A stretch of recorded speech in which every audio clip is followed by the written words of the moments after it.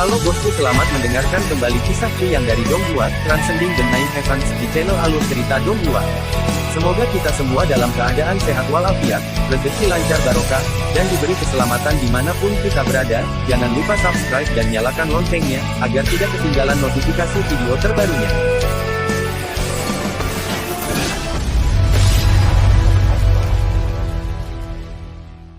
Transcending the Nine Heavens. Chapter 1021, berhasil atau tidak? Sosok gelap itu mendekat dan mendekat. Siluetnya berubah dari titik kecil menjadi sosok pendek gemuk. Sosok seperti ini lazim di kelompok ekspedisi klan Ye saat ini. Tiba-tiba sosok gelap itu tersandung dan jatuh ke tanah. Dia berjuang untuk berdiri. Ye Shifeng berteriak, ini buruk. Mereka melihat sosok gelap itu terluka. Perjalanan dan kejatuhannya membuat para pengejarnya mendekat dan memberinya pukulan telak. Sosok gelap itu telah bangkit dan hendak berteriak minta tolong ketika punggungnya dipukul oleh pukulan telapak tangan yang fatal.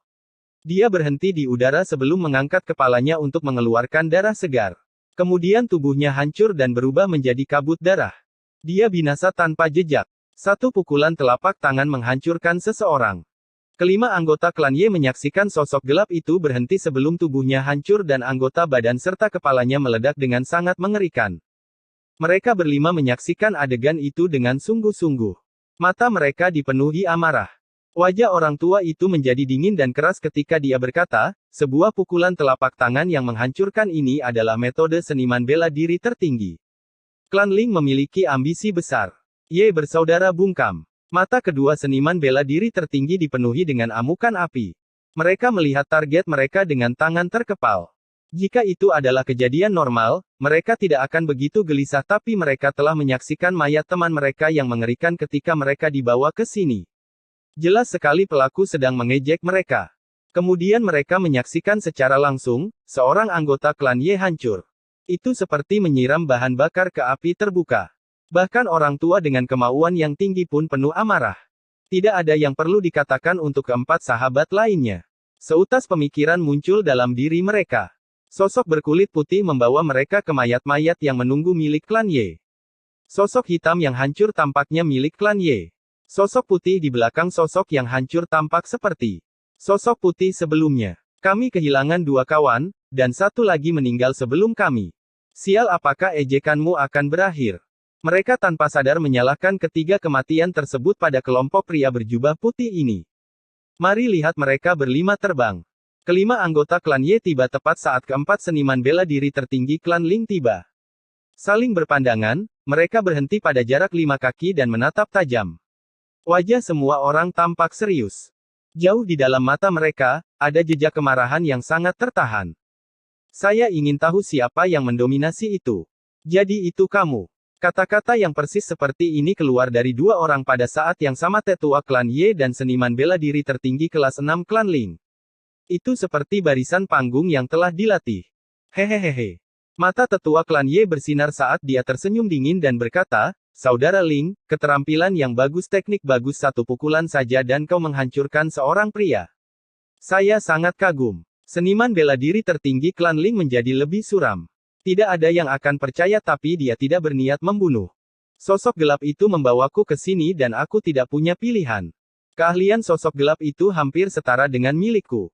Pukulan telapak tanganku adalah untuk melukainya dan menghentikannya untuk melarikan diri saja. Saya tidak pernah menyangka pukulan saya akan menghancurkannya. Sial, kematiannya benar-benar tidak terduga. Dia terkejut dan marah.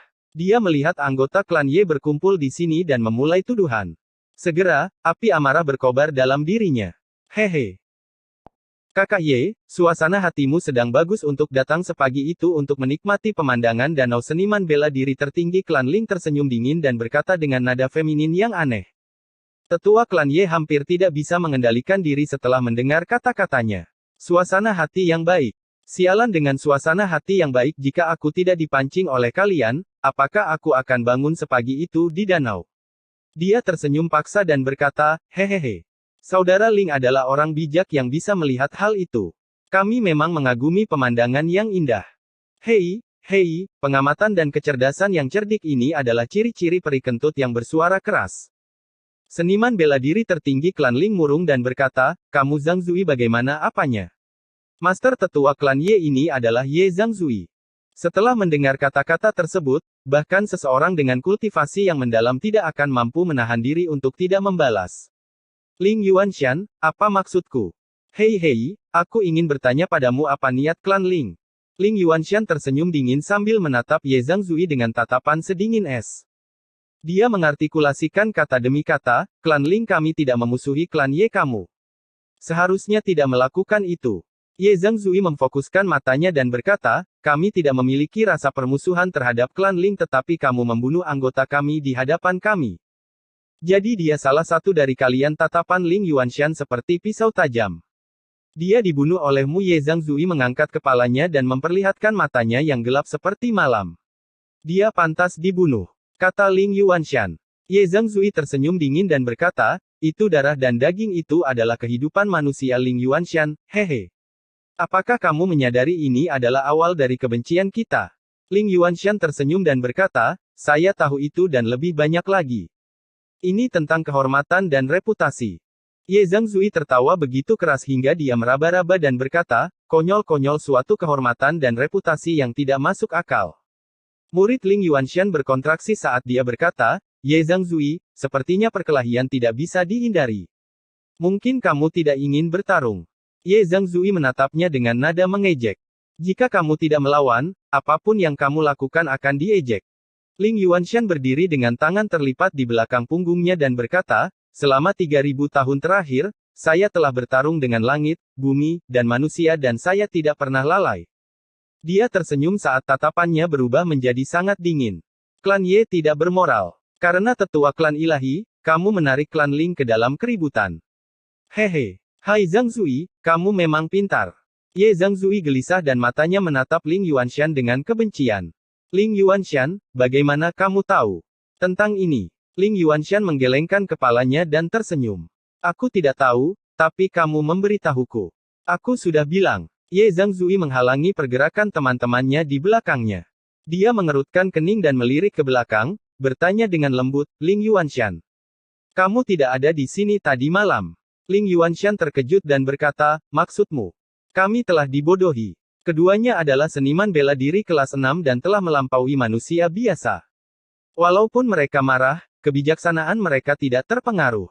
Saat mereka meningkat menjadi perkelahian, kata-kata Ling Yuanshan menyadarkan Ye Zhangzui.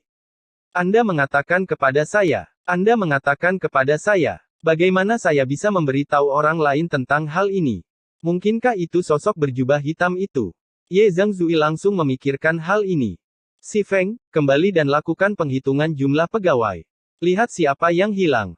Ye Zhangzui mengerutkan kening dan tiba-tiba berkata, tidak kamu. Du Ting, kamu berangkat. Si Feng tidak bisa menanganinya sendirian. Seniman bela diri kelas 2 di belakangnya mengakui dan menghilang ke dalam aliran asap hijau. Ye Zhangzui menoleh untuk melihat Ling Yuanshan. Tatapan mereka bertemu dan mereka tertawa getir. Ling Yuanshan menggelengkan kepalanya dan berkata, jika kamu ingin bertarung denganku, kamu tidak perlu menggunakan metode kekanak-kanakan seperti itu. Pria yang dikirim kembali oleh Ye Zhangzui baru saja pergi dan Ling Yuanshan sudah mempercayai Ye Zhangzui. Pada level mereka, hal-hal tertentu tidak perlu diartikulasikan. Tidak ada di antara kita yang bodoh. Ye Zhangzui tersenyum pahit dan berkata, itu benar. Kami dibawa ke sini oleh sosok berkulit putih dan menemukan 2 mayat martial saint. Setelah itu, kamu muncul. Ling Yuanshan terkejut. 2 mayat martial saint. Mereka saling memandang dan merasa bahwa mereka sedang ditipu untuk melakukan rencana besar. Ye Zhangzui tidak menjelaskan dan membawa mereka ke sisi danau. Dengan kultivasi mendalam Ling Yuanshan, setelah menyaksikan mayat-mayat itu dia menarik napas dalam-dalam. 3 orang di belakangnya kaget dan hampir muntah. Mereka tetap diam. Kebenarannya terungkap. Mereka hampir tertipu untuk bertarung. Tapi, bahkan jika mereka ditipu, hinaan yang mereka lontarkan tidak dapat diubah dan telah membuat sakit hati. Klan Ye tidak akan tahan dihina. Klan Ling juga tidak akan mentolerir provokasi. Kedua klan super memiliki reputasi dan dasar masing-masing. Meskipun kata-kata mereka tidak kasar, sebagai seniman bela diri kelas 6, kata-kata mereka memiliki bobot jutaan kali lebih besar daripada orang normal. Terlebih lagi, ada masalah yang belum terselesaikan dari tetua klan ilahi di antara mereka.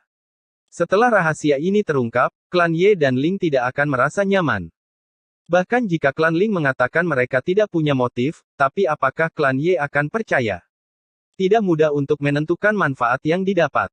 Jika pemimpin klan Ye terlibat, apakah klan Ling tidak akan tergoda? Ye Zhangzui dan Ling Yuanshan saling memandang dan tersenyum pahit. Keduanya tahu bahwa meski tidak bertengkar, hubungan mereka tidak akan pernah sama seperti sebelumnya. Ye Zhangzui bertanya-tanya apakah klan Ling akan ikut campur dalam masalah ini. Ling Yuanshan sedang memikirkan sesepuh klan ilahi. Manfaat apa yang akan didapat? Mengapa klan Zhuge begitu posesif? Bahkan klan Ye pun menginginkannya. Masalah ini memerlukan banyak pemikiran. Jika klan Ling Yuanshan menghentikan dirinya untuk berpikir lebih jauh. Namun pemikiran ini telah mengakar dalam benaknya dan menghantuinya. Transcending the Nine Heavens. Chapter 1022, Bencana menimpa klan. Tak lama kemudian, Ye Duting dari klan Ye kembali dengan cepat. Dia memandang Ye Zhangzui dan ingin berbicara tetapi menahannya. Katakan, kata Ye Zhangzui. Bukan anggota klan kami. Ye Duting menunjukkan wajah pahitnya. Saya kembali dan memeriksa. Semua orang selamat, kecuali Ye Kong dan Ye Yun. Semua orang tetap diam. Ling Yuanshan menghela nafas dan berkata, Saudara Ye, ini adalah rencana besar. Dan kita terjebak di dalam. Meskipun kami tidak mengetahui musuh yang tersembunyi, kami sadar bahwa kami adalah target mereka. Ye Zhangzui mencubit alisnya dan mengangguk. Dalam pertarungan ini, musuh mengorbankan nyawa seorang pejuang yang kuat.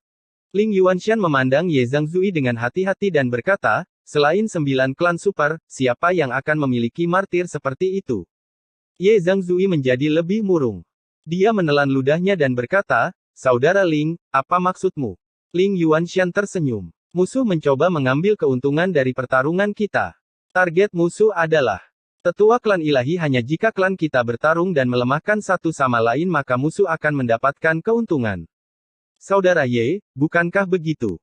Ketika dia menyebutkan tetua klan ilahi, dia berhenti sejenak. Dia tidak berniat untuk berhenti tetapi dia melakukannya secara alami. Ye Zhangzui mendengar Ling Yuanshan menyebutkan kata-kata tetua klan ilahi dan merasa tidak nyaman. Ini tidak ada hubungannya dengan klan Ling, apa yang kamu coba lakukan? Dan Anda berbicara dengan keyakinan. Sial. Alis Ye Zhangzui terangkat dan suaranya terdengar dingin saat dia berkata, Saudara Ling, apa maksudmu? Saya meminta Saudara Ye untuk mengatakan yang sebenarnya kepada kami. Ling Yuanshan tersenyum dingin. Kami tidak ingin diperalat dengan sia-sia. Ye Zhangzui bergumam pada dirinya sendiri dan berkata, klan Zhuge dan Lanshi mengerahkan sejumlah besar pejuang dan menderita banyak korban untuk menangkap tetua ketiga klan ilahi. Klan Lanshi. Murid Ling Yuanshan berkontraksi. Ini sangat rahasia dan hanya 4 klan yang mengetahuinya. Kami mengetahui hal ini beberapa waktu lalu setelah menerima surat misterius. Ye Zhangzui menatap Ling Yuanshan dengan penuh perhatian. Saya tidak akan banyak bicara tentang sisanya. Saudara Ling, kami termasuk dalam klan besar. Agar klan kita bisa sejahtera dan berkembang biak, kita harus berperilaku baik dan berhati-hati. Ling Yuanshan berkata, mengenai cara kita bersikap, klan Ling tahu yang terbaik. Tapi kerugian yang kami derita, tidak bisa kami biarkan. Kamu Zhangzui sangat marah. Anda pernah menderita kerugian. Saya tidak melihat bagaimana Anda menderita kerugian. 2 anggota klan Ye kami meninggal tetapi Anda belum kehilangan sehelai rambut pun. Sebaliknya, Anda mengetahui berita penting tersebut dan Anda mengaku mengalami kerugian. Apakah Anda berpikir untuk mendapatkan manfaatnya? Jika kamu mendambakan sesepuh klan ilahi, jangan bertindak seolah-olah kamu telah menderita kerugian. Aku benci kelakuanmu. Kedua belah pihak punya rencana pintar masing-masing dan mereka pergi secara terpisah. Tidak ada yang menemukan bahwa sosok putih melintas dan menghilang di dekat pohon. Chu yang sudah bangun dan menahan Chu Lir untuk mencuci kepalanya. Gadis kecil itu bisa mengurus dirinya sendiri tetapi cuaca menjadi dingin dan rambutnya panjang. Setiap kali dia mencuci rambutnya, pakaiannya basah. Akan buruk jika dia masuk angin. Gadis kecil itu tidak memiliki pelatihan fisik apapun dan akan menderita jika jatuh sakit. Jadi Chu yang secara pribadi mengambil baskom berisi air hangat dan memasukkan kepala saudara perempuannya ke dalam air dan mencuci rambutnya. Chu Lir duduk dengan patuh di atas alat kecil dan menjulurkan lehernya untuk membiarkan kakaknya mencuci rambutnya. Dalam hatinya, dia merasa bahagia dan puas. Dia merasakan sepasang tangan besar mencuci rambutnya dan kemudian mengikis kulit kepalanya. Setelah rambut dibersihkan dan dibilas dengan 3 baskom air, Chu Yang menutupi kepalanya dengan handuk besar. Setelah mengerahkan energinya, dia mengeringkan rambutnya. Handuknya dilepas dan rambut indahnya tergerai tak terawat di belakang kepalanya. Rambutmu melebihi bokongmu, kata Chu Yang dengan lembut sambil menyisir rambutnya dengan lembut. Rambutnya tergerai mulus di tangan Chu Yang. Chu Yang tiba-tiba terganggu. Di 3 langit bawah, dia membantu King Wu mencuci rambutnya, yang lembut dan licin seperti tekstur sutra. Dia akan menikmati membelai rambutnya. Rambut Lear juga halus dan licin tetapi kurang goyang dibandingkan rambut King Wu. Jantungnya tiba-tiba bergetar saat dia menyisir rambutnya dengan lembut. Dia ingat jubah hitamnya. Di dalam jubah itu ada sehelai rambut. Ada kata-kata berikut ini. Chu Yang, kian-kian menyukaimu. Chu Yang berhenti dan menarik napas dalam-dalam. Dia menekan perasaan campur aduknya dan terus menyisir rambut adiknya. Tubuh Chu Lear ditutupi oleh pakaian katun saat dia duduk dengan patuh agar kakaknya menyisir rambutnya. Dia menikmati perhatiannya dan matanya penuh kebahagiaan. Dia merasakan Chu Yang berhenti dan menarik napas, dan dia menoleh untuk bertanya, "Saudaraku, siapa yang kamu pikirkan?" Chu Yang tidak menyangka adik perempuannya begitu sensitif. Dia tersenyum dan berkata, "Ya, ya." Chu Lear terkikik. Memikirkan adik iparku. Chu Yang tertawa karena malu dan tanpa sadar menyentuh hidungnya. Kakak iparmu sama tuanya dengan kamu. Adik iparku misterius, aku sudah lama tidak melihatnya. Chu Lear mengerutkan hidungnya dan berkata, menjadikan adikku duda rumput. Pasti perasaannya tidak enak. Chu Yang terbatuk keras dan menamparkan kepala adiknya sambil menegur, "Gadis kecil, apa yang kamu katakan?" Chu Lear merintih kesakitan sementara alisnya tersenyum puas. Chu Yang tergelitik. Duda rumput memang. Kata-kata adik perempuan itu. Seperti gambaran ilahi saya belum pernah mendengar laki-laki menjadi duda rumput. Chu Yang memandang dirinya sendiri dengan kebencian. Mungkin kakakmu juga. Duda rumput. Mendesah. Sebagai tuan muda dari klan besar, bukankah dia akan memiliki sedikit istri? Beberapa pria seusianya sudah mempunyai banyak anak. Bahkan putra tertua dari paman ketiganya, Chu Tengkiao sudah memiliki 5 istri. Adapun cucu tertua klan Chu ini, sebaiknya aku tidak merenungkannya. Semakin dia merenungkan tentang kehidupan, dia mengingat mata Mo Qingwu yang tampak polos dan berpikir dia berdosa dan tidak tahu malu. Jijik Chu Yang menghela nafas dan menegur dirinya sendiri. Apa yang kamu katakan? Chu Lear bertanya dengan rasa ingin tahu. Chu Yang terbatuk. Maksudku. Dia memutar matanya dan berkata, aku mengatakan pada diriku sendiri untuk menjadi manusia dan bukan binatang. Chu Lear tertawa terbahak-bahak dan tiba-tiba bertanya, apakah kakak ipar lebih muda darimu? Chu Yang tercengang. Perhatianmu akan terganggu setiap kali menyisir rambutku. Chu Lear berkata dengan percaya diri, adik iparku pasti lebih muda darimu. Kurasa dia beberapa tahun lebih tua dariku. Chu Yang merasa malu. Chu Lear hendak mengganggu saudaranya dengan lebih banyak pertanyaan ketika sosok putih muncul. Zi Siking telah kembali. Chu Yang merasa lega karena dia bisa menghindari pertanyaan kakaknya. Dia buru-buru mengikat rambut adiknya menjadi kuncir konyol dan berjalan ke depan. Kamu telah kembali. Bagaimana itu? Chu Lear mencibir dan melompat. Adik laki-laki. Dia meraba gaya rambutnya yang konyol dan marah sementara Chu Yang pura-pura tidak memperhatikan. Itu cukup berhasil. Zi Siking berkata, namun, sayang sekali kedua klan tidak bertarung. Chu Yang tersenyum dan berkata, jika mereka bertengkar, saya akan membenci mereka. Kita hanya perlu memberitahu klan Ling tentang masalah ini. Langkah strategis kami akan berdampak di kemudian hari. Zi Siking mengangguk dan berkata, mereka sudah meragukan klan Lan.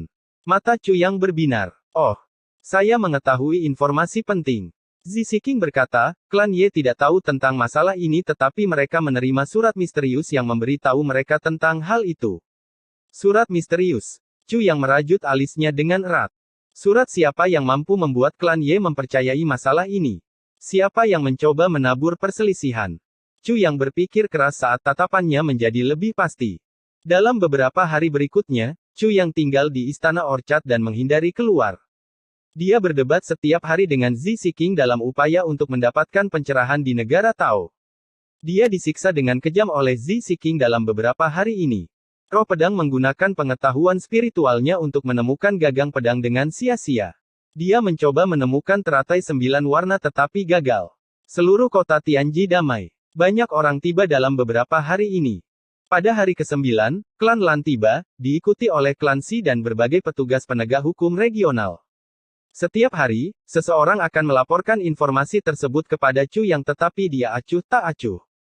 Murid dari seniman bela diri tertinggi angin bulan tiba di kota Tianji dan ditemukan oleh klan Zuge. Mereka menjamunya di rumah besar mereka dan mengadakan perayaan besar untuk menghormatinya. Tuan muda klan Zuge terpesona oleh kecantikan Wu Qianqian dan menjadi pelamarnya. Mereka tidak berani menggunakan cara curang. Sebaliknya, mereka berpura-pura menjadi orang yang saleh.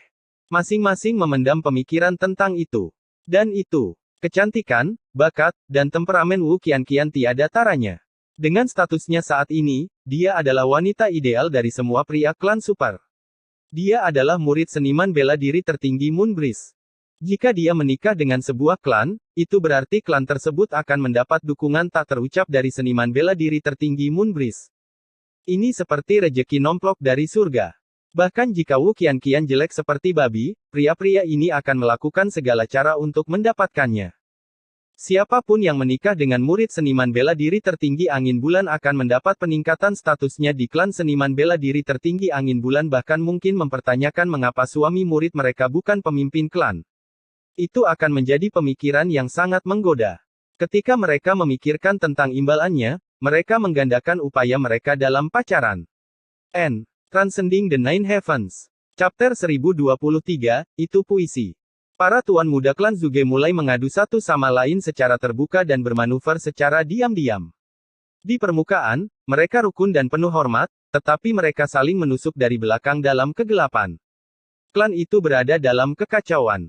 Itu hanya beberapa hari dan rumor tersebar luas. Para pemuda klan Zuge dituduh memiliki putra dan putri tidak sah. Situasi tegang menjadi semakin genting. Zuge Sanyun pusing memikirkan situasi ini. Dia pikir dia telah menyambut seorang murid terhormat dari seniman bela diri tertinggi angin bulan. Dia tidak pernah menyangka akan mengundang bencana ke dalam klannya. Zuge Sanyun terhindar dari sakit kepala saat anggota klannya mengundang musuhnya. Ye Shifeng sangat jatuh cinta setelah melihat Wu Qianqian. Tidak diketahui apakah dia mengincar kecantikan atau statusnya, dia menjadi pelamarnya. Dia mengenakan pakaian hitam cerdas dari klan Ye dan akan menunggu di kediamannya setiap hari.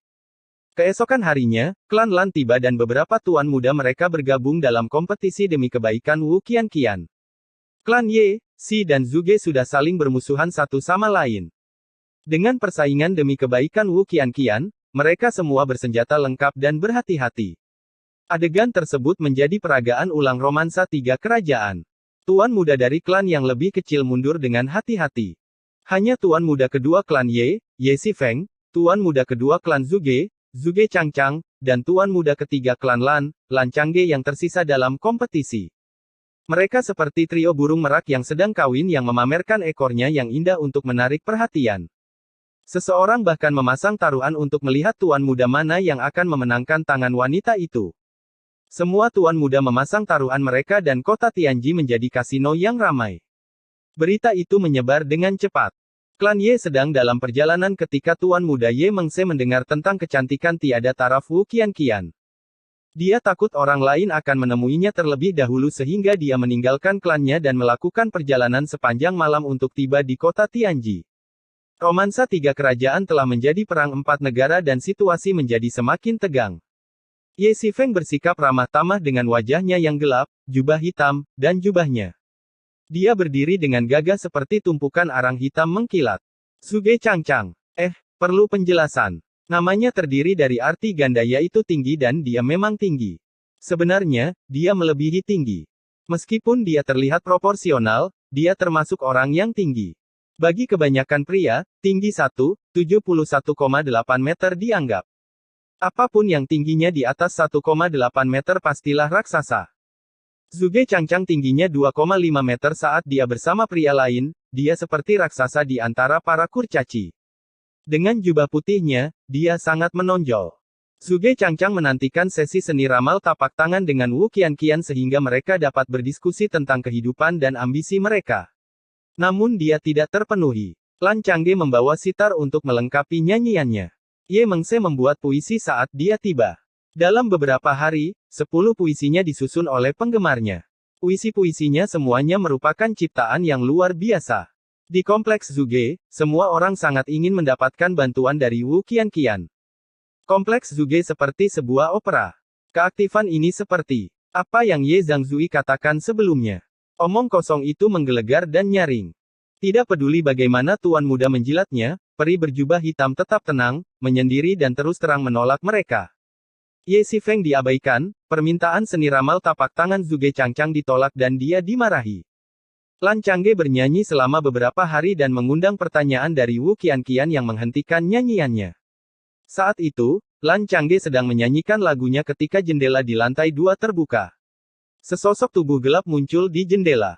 Kerumunan di bawah sangat bersemangat. Wanita berjubah gelap sedang mencari penyanyi itu. Saat ini, kerumunan menahan napas. Dia akhirnya menemukannya dan bertanya kepadanya dengan sepasang mata heran, "Tuan muda, mengapa kamu menangis?" Menangis. Semua orang menggigil ketika mendengar kata-kata itu. Lan Changge merasa malu dan tersenyum pahit. "Aku sedang menyenandungkanmu. Tolong jangan. Aku mohon padamu." Suara itu terdengar seperti suara monyet dari hutan yang kehilangan anaknya. Itu terlalu melankolis. "Aku tidak bisa tidur nyenyak karena nyanyianmu. Tuan muda, tolong berhenti meratap." Setelah dia selesai berbicara, jendela dibanting hingga tertutup. Lan Changge hampir pingsan. Penonton hampir pingsan. "Tolong berhenti meratap. Meratap." Setelah tertegun beberapa saat, penonton pun tertawa histeris. Ye Xifeng, Zuge Changchang dan Ye Mengse tertawa sangat keras. Lan Changge menatap mereka bertiga dengan marah. Malam itu, Lan Changge menantang Zuge Changchang untuk berkelahi tetapi Zuge Changchang menolak. Adapun Ye Mengse, setelah menulis puisi sebanyak itu, dia tidak mendapat tanggapan apapun. Dia tidak dapat menahan diri untuk bertanya, "Nyonya, apa pendapat Anda tentang puisi saya?" Wu Qianqian menjawab dengan terkejut, "Jika Anda tidak menyebutkannya, saya tidak akan mengira itu adalah puisi. Maaf, saya telah belajar seni bela diri dari guru saya sejak muda, saya tidak memiliki pengetahuan tentang puisi. Saya pikir Anda membaca dari kitab. Dan saya benar-benar terkesan dengan ketekunan Anda." Komentar Wu Qianqian sangat meremehkan bakat Ye Mengse dalam mengarang puisi. Keempat tuan muda tertahan oleh penolakannya. Sikap acuh tak acuh Wu Qianqian dilengkapi dengan kecantikannya yang tiada taraf, cadar misterius, keanggunan dan sikap yang berbeda dari wanita dari klan super. Itulah sifat seorang wanita yang berkelana di dunia bela diri. Dia memiliki perpaduan karakter aristokrat namun anggun. Dan aura menarik yang unik. Menyendiri dan bermartabat. Bagaikan bulan di langit, jauh di luar jangkauan siapapun. Dengan sifat seperti itu, semakin menyendiri dia, semakin menggelitik hasrat para tuan muda. Mereka menjadi lebih berani dalam melakukan pendekatan. Tuan muda ini terbiasa memiliki wanita cantik sejak kapan mereka ditolak begitu buruk. Pacaran tanpa harapan seperti ini merupakan pukulan serius bagi ego mereka. Semakin kamu mengabaikanku, semakin aku akan merayu kamu. Sensasi proses pacaran itulah yang mereka inginkan. Para pelamar tidak bisa menyerah setelah mereka menunjukkan minat mereka. Mereka mempunyai mentalitas bahwa jika saya menyerah dan memberikan kesempatan kepada orang lain untuk memenangkan hatinya, bukankah saya akan menjadi pihak yang kalah? Bahkan jika aku gagal, aku bisa tetap tinggal dan menabur perselisihan di antara para pelamar lainnya. Jika saya tidak bisa mendapatkan apa yang saya inginkan, saya tidak akan membiarkan orang lain memiliki kesempatan untuk memenangkannya. Dengan mentalitas anggur asam, para tuan muda memperlakukan satu sama lain dengan lebih meremehkan. Selama periode ini, Ye Xifeng pernah berdebat dengan Zuge Changchang sekali dan bertarung dengan Lan Changge 2 kali. Kamu Mengse bertarung dengan semua orang. Lan Changge adalah yang terlemah di antara para tuan muda. Matanya dipukuli seperti panda tetapi dia tidak menunda masa pacarannya. Tidak apa-apa karena wanita itu bahkan tidak melihat wajahnya. Zuge Changchang mengalami nasib terburuk. Karena dia terlalu tinggi, semua orang mencari selangkangannya. Dia lengah sekali dan Ye Mengse memegang selangkangannya seperti monyet mencari buah persik. Oleh karena itu, buah persik miliknya dianiaya dan Zuge Changchang harus berdiri bersila selama 4-5 hari berikutnya. Dia juga tertatih-tatih seperti pinguin. Keempat majikan itu terus mengganggu mereka, menyebabkan Wu Qianqian merasa kesal dan kehabisan akal. Dia tahu bahwa Chu yang tinggal di istana Orchard terdekat tetapi dia tidak berani bertemu dengannya. Jika dia mengunjunginya, pelamarnya akan mengikuti dan menimbulkan gangguan pada Chu Yang. Tapi Chu Yang Wu Qianqian sangat kesal. Kamu tahu aku di sini tetapi kamu memilih untuk tidak mengunjungiku. Sungguh pria yang tidak berperasaan. Wu Qianqian membuat kesalahan dalam pemikirannya. Dia tahu bahwa Tai Butian adalah seorang wanita sehingga dia tidak mengambil hati status permaisurinya dan dia tidak melihat dirinya sebagai istri seseorang.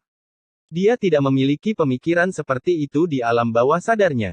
Tapi Chu yang sangat jelas bahwa Wu Qianqian adalah istri Tai Butian. Seperti kata pepatah, pria baik tidak memanfaatkan istri temannya. Mengapa Chu yang ingin memusuhi Wu Qianqian? Dia akan dengan senang hati bersembunyi darinya. Chu yang adalah pria normal. Seiring bertambahnya usia, kebutuhan dan keinginannya pun melonjak. Ketika dia melihat rumah bordil, dia akan merasakan dirinya kembung dan dia harus menundukkan kepala dan mempercepat langkahnya. Ketika dia berpikir untuk bertahan hidup 5-6 tahun ke depan seperti ini, dia menjadi depresi.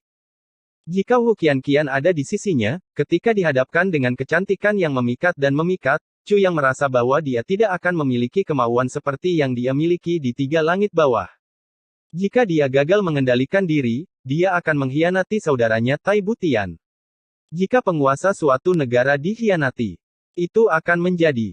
Selama periode waktu ini, Chu yang berdebat setiap hari dengan Zi Siqing sampai dia benar-benar kelelahan. Setelah sesi selesai, dia akan pingsan dan tertidur. Dengan adanya Zi Siqing, dia tidak akan berada dalam bahaya saat tidur. Han Xiaoran datang beberapa kali untuk melaporkan masalah tersebut kepada Chu Yang. Nangong Si Feng sering berkunjung. Setiap kali ada berita, dia akan diam-diam menyelinap ke kediaman dan memberitahu Chu Yang. Meskipun Chu Yang tinggal di rumah, dia memahami dengan baik kejadian di kota. Saat ini, dia sedang menunggu kesempatan. Setelah Chu Yang mengetahui bahwa klan Ye mengetahui tentang tetua klan ilahi dari sebuah surat misterius, dia merasa lega. Chu Yang berspekulasi bahwa pria misterius ini pasti di Wu Qingrou. Dia sangat yakin akan hal itu. Klan Lan tidak akan membocorkan rahasia seperti itu. Jika mereka ingin melakukannya, mereka tidak akan menunggu sampai sekarang. Karena mereka bermaksud untuk menculik tetua klan ilahi secara diam-diam. Bahkan lebih mustahil lagi bagi klan Zhuge untuk membocorkan rahasianya. Chu yang merasa dia bisa berkolusi dengan Di Wu Qingrou tanpa bertemu dan merencanakan apapun. Chu yang terhibur dengan situasi seperti itu. Dia yakin Di Wu Qingrou juga akan merasakan hal yang sama. Chu yang juga memantau cara Wu Qianqian direcoki oleh 4 tuan muda. Peluang yang tepat masih muncul. Begitu semua orang ada di sini dan situasinya kacau dan tidak terkendali. Situasi akan menguntungkan baginya untuk menciptakan perselisihan. Transcending the Nine Heavens. Chapter 1024, Api Penyucian Chu Yang. Chu Yang mengalami 2 bulan seperti api penyucian. Dalam 2 bulan ini, Chu Yang dan Zi Siqing berdebat lebih dari 300 kali setiap kali, dia kehabisan energi. Setiap saat, dia akan terlalu lelah untuk memiliki kekuatan untuk mengangkat kelopak matanya. Pada awalnya, Zi Siqing meremehkannya dan menggunakan kata-kata yang mengejek untuk menghasutnya. Pada akhirnya, Zi Siqing tetap diam. Dia ingin mengejeknya tetapi dia tidak mampu melakukannya. Dia memiliki umur yang panjang dan dia bertemu dengan orang-orang jenius yang tak terhitung jumlahnya sejujurnya, Chu Yang, meskipun dia adalah master pedang 9 kesengsaraan, potensinya jauh lebih rendah daripada para jenius itu. Zi Siqing teringat ada seorang pemuda dengan garis keturunan iblis surgawi. Setelah kebangkitannya, keterampilannya meroket ke tingkat abadi. Namun, kekuatan dari garis keturunan tidak datang dari pilihan seseorang. Ini adalah pertama kalinya Zi Siqing menyaksikan pria seperti Chu Yang yang membungkuk ke belakang untuk berlatih. Meskipun tidak ada risiko kematian, dia memahami penderitaan karena kelelahan total. Kelelahan total sehingga tidak ada tenaga untuk menelan ludah dan tubuh menolak menuruti perintahnya. Penderitaannya lebih buruk dari kematian. Sekali seseorang menderita sekali, hal itu akan menghantuinya seumur hidup. Setelah banyak penderitaan, kesehatan mental mungkin terganggu. Bagi Chu Yang, dia menderita 4 kali sehari setiap kali, dia hanya istirahat sebentar. Setelah sembuh, dia akan mengutuk dan mengumpat saat dia bersiap untuk pertarungan berikutnya. Zi Siqing tergerak. Dia tinggi dan perkasa. Keahliannya berada pada tingkat keabadian. Ketika dia bergabung dengan Chu Yang, itu murni untuk energi keadaan Tao Chu Yang saja. Dia siap untuk pergi kapan saja setelah energi negara Tao-nya terisi. Dia tidak ingin memiliki keterikatan apapun. Peramal menasihatinya untuk menghargai orang di depannya tetapi kata-kata itu tidak berpengaruh apapun padanya. Bagi Zizi King, itu benar-benar tidak masuk akal. Saat ini, dia benar-benar tersentuh. Karena ketekunan Chu Yang. Ketekunan seperti ini, dengan kondisinya saat ini, dia tidak mampu melakukannya jika dia berlatih pada level seperti itu selama 2 bulan, dia akan hancur. Dia mengembangkan kekaguman terhadap pemuda di depannya ini. Segala sesuatu akan mengalami ekspansi dan kontraksi. Tapi Chu Yang berkembang tanpa batas. Pelatihan kejam semacam ini mengembangkan potensinya yang tidak terbatas dan dia mampu bertahan dan bertahan tanpa mengendur. 2 bulan lalu, Chu Yang seperti logam biasa tapi sekarang dia disempurnakan menjadi pedang yang berkilau dan tajam. Setiap perdebatan bagaikan palu surgawi besar yang menghantamnya tanpa ampun, memurnikan kotoran di tubuhnya dalam upaya untuk menyempurnakan murni. Sudah waktunya untuk pedang yang tiada taranya. Cabut bilahnya, kendarai angin, dan gerakkan bilahnya. Selama periode ini, Chu Yang telah mengembangkan kelemahan yang sama seperti Nangong Si Feng yaitu mulutnya yang kotor. Terutama selama perdebatan, Chu Yang sangat bermulut kotor. Zizi King terlalu malu untuk membalasnya, namun bahasanya menjadi lebih kotor. Lagi Chu Yang bimbang saat dia meludahkan air liurnya. Aku tidak percaya pria hebat sepertiku tidak bisa mengalahkan wanita kecil sepertimu. Bertarung lagi Chu Yang terengah-engah. Aku akan mengalahkanmu, wanita kecil. Lawan aku jika kamu punya nyali. Chu Yang tampak curiga dan berkata, cantik, bantu aku mengendurkan otot dan tulangku. Cantik, pukul aku lebih keras jika kamu punya nyali. Wanita kecil aku akan melampauimu suatu hari nanti. Tunggu saja jika aku tidak membuatmu menangis demi ayah dan ibumu, nama keluargaku bukan Chu yang menjerit kesakitan. Aku bersumpah, setelah aku berhasil, aku akan menyiksamu terlebih dahulu. Tunggu saja, tunggu saja. Bagaimana kamu mengalahkanku hari ini, aku akan membalasnya di masa depan. Jadi bagaimana jika kamu seorang wanita? Apakah kamu tak terkalahkan? Datang biarkan aku memberimu pelajaran. Zizi King marah dengan ejekan itu. Bersimbah keringat dingin, pukulannya menjadi lebih berat dan kejam. Hari-hari Chu Yang menjadi semakin tak tertahankan namun kemajuannya meningkat secara eksponensial. Di bawah pelatihan yang kejam, ketahanannya menjadi lebih kuat. Tekadnya seperti baja yang kuat dan pantang menyerah. Bahkan ketika dia tidak bergerak, niat membunuh yang kejam menyatu dalam satu sapuan mata. Pelatihan saat ini membutuhkan kemauan yang luar biasa yang melampaui imajinasi siapapun di bawah tekanan besar Zizi King, roh pedang dari pendekar pedang generasi pertama yang ditelan Chu Yang menyatu sepenuhnya dengan rohnya. Tidak ada kotoran di Chu Yang. Prosesnya setara dengan Zizi King yang menghancurkan semangat Chu Yang 300 kali setelah itu, roh itu dikumpulkan kembali dan menjadi utuh kembali. Proses ini jika disaksikan oleh seniman bela diri kelas 9 akan menyebabkan orang tersebut merasa ketakutan.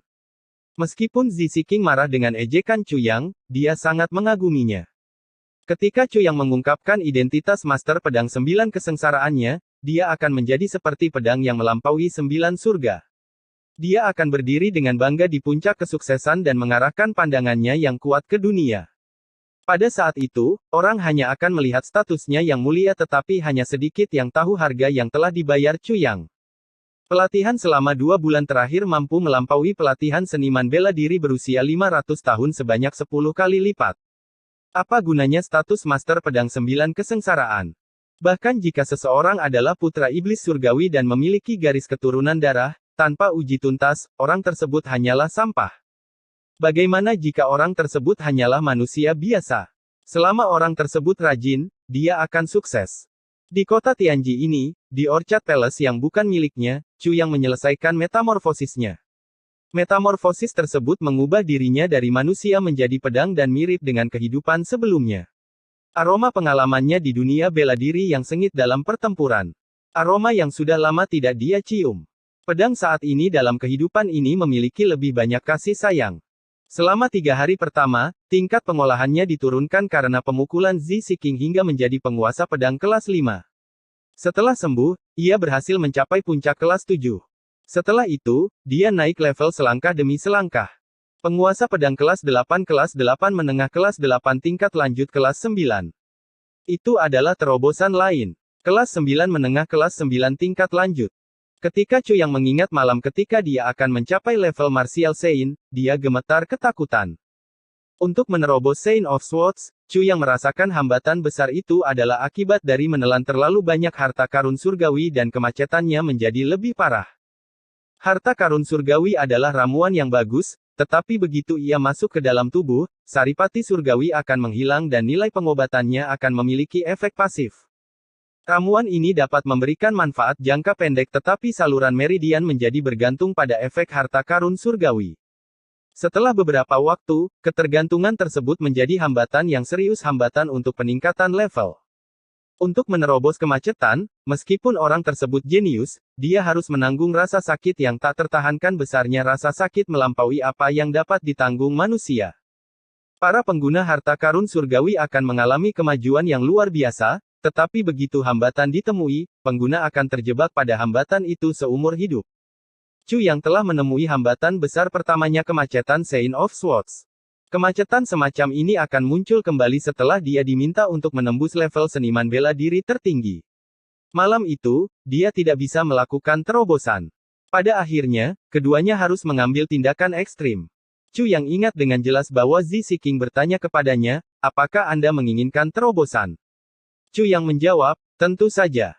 Apakah Anda bersedia membayar berapapun harganya untuk terobosan ini? Zi Siking bertanya lebih lanjut. Chu yang mengangguk dengan tekad. Selama aku tidak diharuskan menyerahkan hatiku, kamu bisa melakukan apapun yang kamu mau terhadap 130 pon daging ini. Dalam keadaanmu, aku harus menggunakan perjalanan ke Hades untuk sebuah terobosan. Zi Siking berkata, rasa sakitnya tak tertahankan. Berpikir dua kali. Saya mampu bertahan. Chu yang mengangguk dengan ketabahan. Baiklah.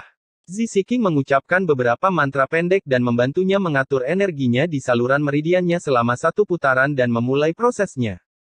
Chu yang mengetahui arti sebenarnya dari perjalanan ke Hades. Dia berseru kesakitan saat jari kanan Chu yang hancur. Kemudian batang bambu panjang dan tajam itu dimasukkan ke dalam kuku. Chu yang hampir pingsan. Tubuhnya seperti air terjun sambil berkeringat deras. Zi Siking menggunakan kemauan langitnya yang kuat untuk mencegahnya pingsan sehingga dia bisa merasakan rasa sakit dengan jelas. Selain rasa sakit, dia harus berlatih teknik perjalanan ke Hades dan menyerap energi Hades. Namun semuanya sia-sia. Zi Siking tidak berdaya dan meminta bantuan Chu Yang. Titik terendah dari Chu Yang telah tiba. Dia membocorkan semua teknik interogasi kejamnya kepada Zi Siking. Dia harus menemukan berbagai metode untuk membiarkan Zi Siking menyiksanya. Ini sungguh ironis. Dia menanggung semua siksaan interogasinya. Tidak hanya sekali dan variasinya juga berbeda.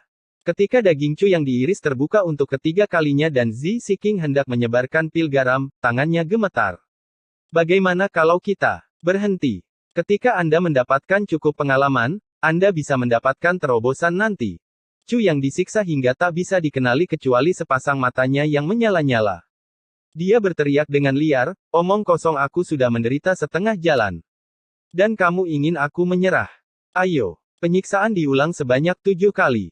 Setiap kali, dia akan menelan pil 9 kesengsaraan yang tidak lengkap. Setelah sembuh, dia akan diiris dan disiksa berulang kali. Saat Chu yang hendak mogok, dia menggumamkan kalimat yang membuat Zi Siking terdiam untuk waktu yang lama. Aku tidak akan pernah membiarkan saudara-saudaraku mengambil harta karun surgawi, yang bisa membuat mereka meningkatkan kehebatan mereka, tidak akan pernah lagi. Transcending the Nine Heavens. Chapter 1025, Kesulitan Tersembunyi Tai Butian. Saat Chu yang hendak mogok, dia menggumamkan kalimat yang membuat Zi Siking terdiam untuk waktu yang lama. Aku tidak akan pernah membiarkan saudara-saudaraku mengambil harta karun surgawi, yang bisa membuat mereka meningkatkan kehebatan mereka, tidak akan pernah lagi. Setelah mendengar kata-kata tersebut, Zi Siking, yang belum pernah melihat Gu Duxing dan Dong Wuxiang, memiliki mata merah. Dia tersentuh di bagian lembut hatinya dan dia ingin menangis. Chu yang mengertakkan gigi dan melanjutkan. Dia ditarik kembali dari 7 pengalaman mendekati kematian dan dia memanfaatkan akumulasi energi dari perjalanan ke Hades untuk berjuang mencapai terobosan. Itu melengkapi teknik ilahi 9 surga. Namun, hal itu gagal. Akhirnya, Zi Siking membuang semua batasannya dan mematahkan semua tulang Chu Yang. Kemudian dia menggunakan pil 9 kesengsaraan yang tidak lengkap untuk menyembuhkan tulang. Prosesnya diulang berkali-kali. Setiap kali, dia menunggu sampai rasa sakitnya mereda sebelum dia mematahkan tulang Chu Yang lagi. Penyembuhan dan patah tulang diulangi sebanyak 9 kali. Ketika Chu Yang disembuhkan untuk ke-9 kalinya, Chu Yang mengerahkan seluruh upayanya untuk terobosan. Penghalang Martial Sein akhirnya rusak. Gelombang energi yang dahsyat dari perjalanan ke Hades menerobos penghalang. Energi teknik ilahi 9 surga mengikuti di belakang dan menghancurkan penghalang. Chu Yang memancarkan petir yang tak terhentikan seperti energi pedang dari tubuhnya. Untungnya, Zi Siking telah memasang penghalang dimensi yang membelokkan energi pedangnya. Selama setiap pertarungan, Zi Siking akan menutupi ruang perdebatan dengan penghalang dimensi. Jika tidak, perkelahian mereka pasti sudah ketahuan sejak lama. Zi Siking sangat terkejut dengan tanggapannya. Setelah banyak penyiksaan, Chu Yang memulihkan kekuatannya dan kata-kata pertamanya adalah, "Ayo wanita kecil, lihat kehebatanku yang meningkat." Ketika dia mendengar kata-kata itu, reaksi pertamanya bukanlah kemarahan atau kemarahan. Dia takut. Apakah ini manusia? Kehebatan Chu Yang meningkat secara eksponensial. Energi yang mengesankan dari perjalanan ke Hades melengkapi kekuatan internalnya dan membantunya mencapai Martial Sein kelas 3 tingkat menengah sebelum kemajuannya terhenti. Dalam beberapa hari terakhir, Zi Siking menekan potensi sebenarnya untuk berdebat dengan Chu Yang, tetapi dia merasa sulit untuk mempertahankan dirinya. Permainan pedang Chu yang penuh kejutan pedang itu bisa menjadi sinar putih suatu saat dan memancarkan pelangi di saat berikutnya. Bisa jadi airnya lembut pada suatu saat dan ombak yang ganas pada saat berikutnya. Longsoran salju pada suatu saat dan retakan bumi pada saat berikutnya. Dengan kultivasi Chu yang saat ini, ilmu pedang 9 kesengsaraannya cepat seperti kilat dan kuat seperti guntur. Saat menghadapi Zi Siking dalam pertarungan, Chu yang mengerahkan potensi penuhnya tanpa keberatan. Dia menghabiskan potensinya dalam serangan habis-habisan. Ketika 16 pukulan dari ilmu pedang 9 kesengsaraan dan 4 pukulan yang diciptakannya sendiri dieksekusi, Zi Siking harus menaikkan 2 level dari Martial Sein kelas 4 ke kelas 6. Dia harus bergantung pada pengalaman dan tekniknya yang kaya untuk memukul mundurnya. Ketika Chu yang mengerahkan kekuatan ledakannya menggunakan 16 pukulan ilmu pedang 9 kesengsaraan, Zi Siking harus menaikkan levelnya ke puncak kelas 9 Martial Sein untuk menangkisnya. Jubah putihnya terpotong oleh pedangnya. Meskipun pedang itu tidak melukainya, pedang itu mengenai dadanya. Meskipun Zi Siking telah hidup lama sekali, dia tetaplah seorang wanita yang suci. Dia menamparkan Chu yang secara naluriah dan dia terbang dari pukulan itu. Ketika dia mengingat keefektifan ilmu pedang 9 kesengsaraan, dia merasa kagum. Dia telah mengalami banyak perkelahian sepanjang hidupnya. Ini adalah pertama kalinya dia menghadapi permainan pedang yang begitu kuat. Dia merasakan kekaguman yang mendalam terhadap pencipta ilmu pedang 9 kesengsaraan dan penakluk 9 surga. Siapa pencipta itu? Setiap kali Chu yang berdebat dengan Zi Siking, dia berada di negara Tao. Akumulasi energi negara Tao yang dimiliki Zi Siking selama 2 bulan terakhir tidak lebih besar dari pertarungannya dengan seniman bela diri tertinggi angin bulan, namun dia hampir selesai mengisi kekurangannya. Menurut perkiraan Zi Siking, setelah bertarung lebih dari 10 kali dengan Chu Yang, dia akan memiliki cukup energi negara Tao untuk meninggalkan tempat ini. Saat dia mencapai tujuannya, dia tiba-tiba merasa tersesat dan diam-diam menunda rencana pelatihan. Setelah meninggalkan tempat ini, kemana dia bisa pergi? Apakah dia tidak akan kembali ke kehidupan nomadennya sebagai penjaga hutan sendirian? Dan mencari tanpa tujuan di alam semesta yang luas tanpa rasa lelah? Apakah dia ingin mengembara sendirian? Apakah kehidupan seperti itu yang dia inginkan? Selama waktu ini, dia akan berdebat dengan Chu Yang atau terlibat dalam perang kata-kata dengannya. Di waktu luangnya, dia mengobrol dan tertawa dengan Chu Lir. Mereka juga pergi berbelanja dan bermain-mainan kekanak-kanakan satu sama lain. Hatinya, yang telah lama kesepian, mulai memiliki keterikatan dan rasa keengganan. Apa yang harus saya lakukan? Zi Siking tetap diam selama beberapa hari. Dia tidak memberitahu Chu Yang. Sebaliknya, dia menyendiri. Kadang-kadang, dia duduk di dekat jendela dan memandangi daun-daun kuning yang berguguran dari pohon. Zi Siking mulai menghela nafas. Tatapannya akan lembut, penuh keengganan dan linglung. Melihat Zi Siking menjalani latihannya dengan mudah, Chu Yang beristirahat sepenuhnya selama sehari. Ketika dia melangkah keluar dari tempat tinggalnya, dia merasa bahwa dia sudah tidak keluar seumur hidup. Angin dingin menderu-deru saat dedaunan berputar-putar tertiup angin.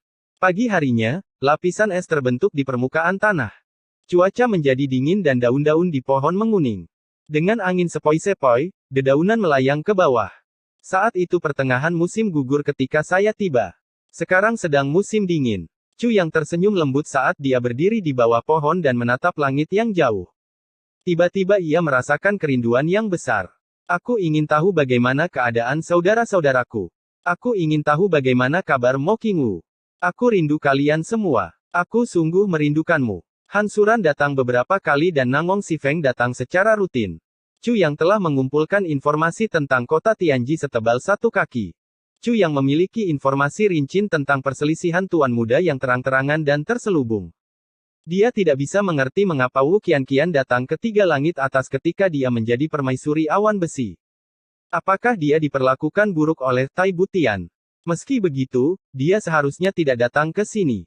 Chu yang juga mengamati bahwa pinggang Wu Qianqian tipis, dadanya menonjol, tulang punggungnya tegak, pantatnya didorong ke atas, alisnya tebal, wajahnya halus dan kencang dan ada rambut pendek di belakang telinganya. Ini adalah tanda-tanda seorang gadis perawan. Chu yang bahkan lebih bingung. Apa yang sedang terjadi? Dia berjalan perlahan di bawah pohon dan tiba-tiba memikirkan sebuah kemungkinan. Dia menamparkan keningnya dan berkata dengan sedih, saya bodoh ya, pasti begitu. Chu yang bermaksud mencari Wu Qianqian.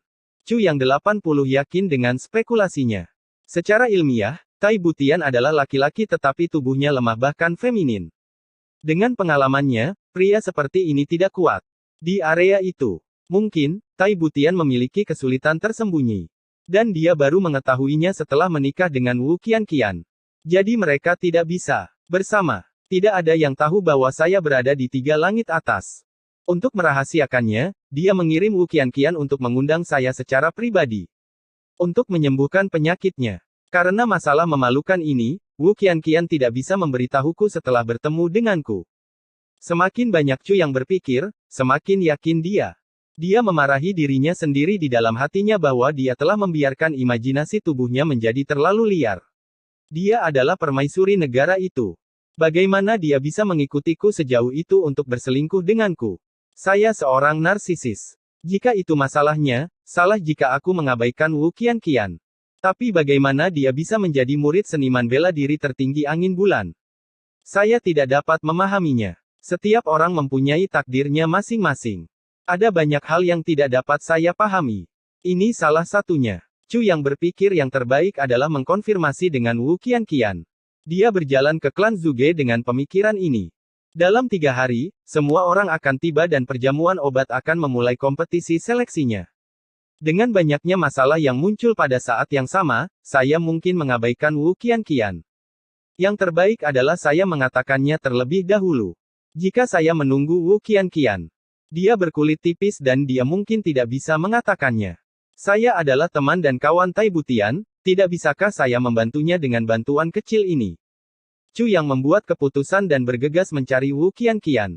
Dia penuh kasih sayang persaudaraan dan kesetiaan pada Tai Butian saat dia tertawa dalam hati.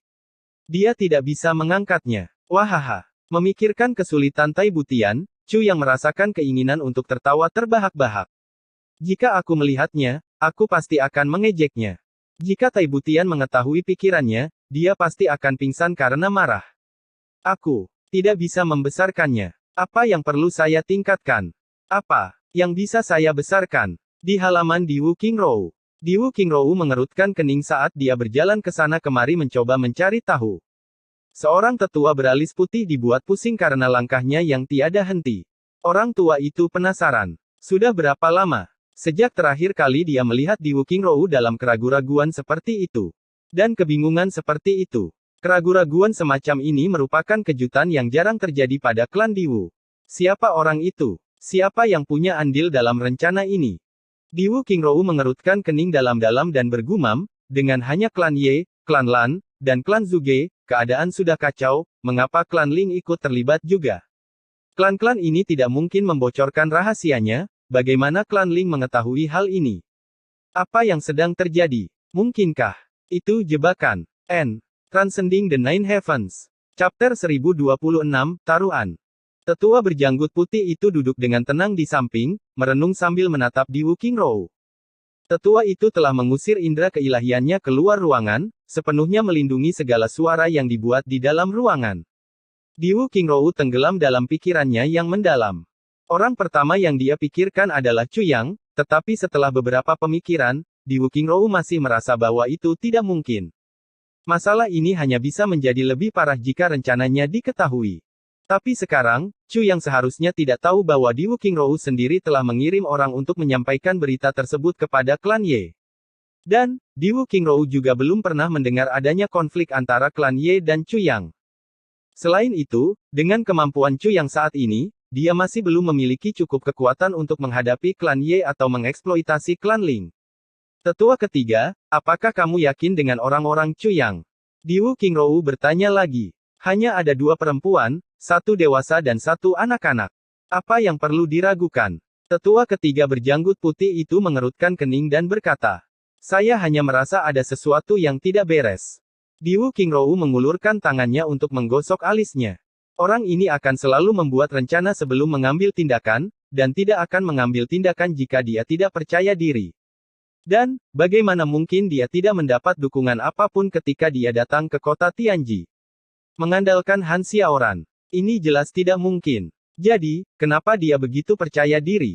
Tetua berjanggut putih itu juga bingung.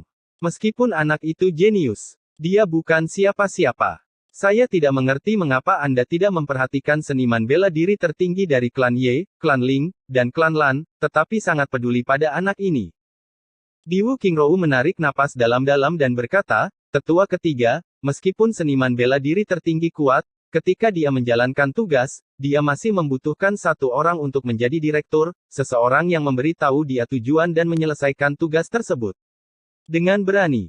Jika tidak ada yang mengarahkannya, seorang seniman bela diri tertinggi adalah orang kuat yang tidak berguna. Dia tersenyum ringan. Lagi pula, terlalu sedikit seniman bela diri tertinggi yang bisa mengarahkan diri mereka sendiri dan melihat keadaan dengan jelas pada saat yang bersamaan. Dia melihat keluar jendela dengan santai. Di seluruh 9 surga, hanya ada beberapa orang yang berdiri di puncak kultivasi tingkat tertinggi. Kapanpun topik ini diangkat, hanya sedikit orang yang akan disebutkan. Tapi harus diakui bahwa ada banyak seniman bela diri tertinggi di dunia ini, hanya saja mereka berada pada tahapan tingkat tertinggi yang berbeda. Tetapi di antara seniman bela diri tertinggi yang tak terhitung jumlahnya ini, tidak ada seorang pun yang dapat mengatakan bahwa dia bisa menjadi direktur dirinya sendiri. Diwu Qingrou menggelengkan kepalanya dengan ringan. Dari awal hingga akhir, mereka dikendalikan oleh orang lain. Jadi, seniman bela diri tertinggi seperti itu tidak mengancam. Hal yang menakutkan adalah tangan itu mengarahkan seniman bela diri tertinggi. Bahkan jika penguasa tangan itu tidak memiliki kekuatan, keberadaannya jauh lebih menakutkan daripada seniman bela diri tertinggi. Ini adalah kecerdasan kebijaksanaan akal. Diwu Qingrou terdengar sangat membosankan. Tetua berjanggut putih di belakangnya juga merupakan seniman bela diri tertinggi di tingkat atas. Dan, dia juga diperintahkan oleh Diwu Qingrou. Menurut senioritasnya, tetua ini adalah senior Diwu Qingrou. Diwu Qingrou seharusnya lebih memperhatikan saat mengucapkan kata-kata ini, tapi dia mengucapkan kata-kata ini tanpa keberatan. Tetua berjanggut putih ini juga mendengarkan dengan penuh perhatian dan sama sekali tidak menunjukkan ketidakpuasan terhadap Diwu Qingrou. Tidak peduli seberapa besar 9 surga, dan tidak peduli seberapa kuat seniman bela diri tertinggi, bahkan jika dia bisa menumbangkan 9 surga, atau bahkan melipatnya, dia juga membutuhkan kecerdasan yang hebat. Kekuatan bela diri tidak dapat melakukan semua pekerjaan.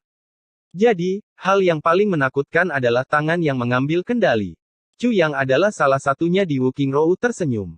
Bahkan jika dia tidak memiliki kekuatan bela diri, jika dia berani pergi ke suatu tempat, dia pasti memiliki kepercayaan diri dan, dia pasti memiliki tujuan yang jelas. Orang seperti itu adalah yang paling berbahaya. Adapun seniman bela diri tertinggi dari klan Ye dan klan Ling. Jika saya dapat menggunakan beberapa trik untuk memusnahkan mereka, itu juga tidak akan menimbulkan banyak kesulitan.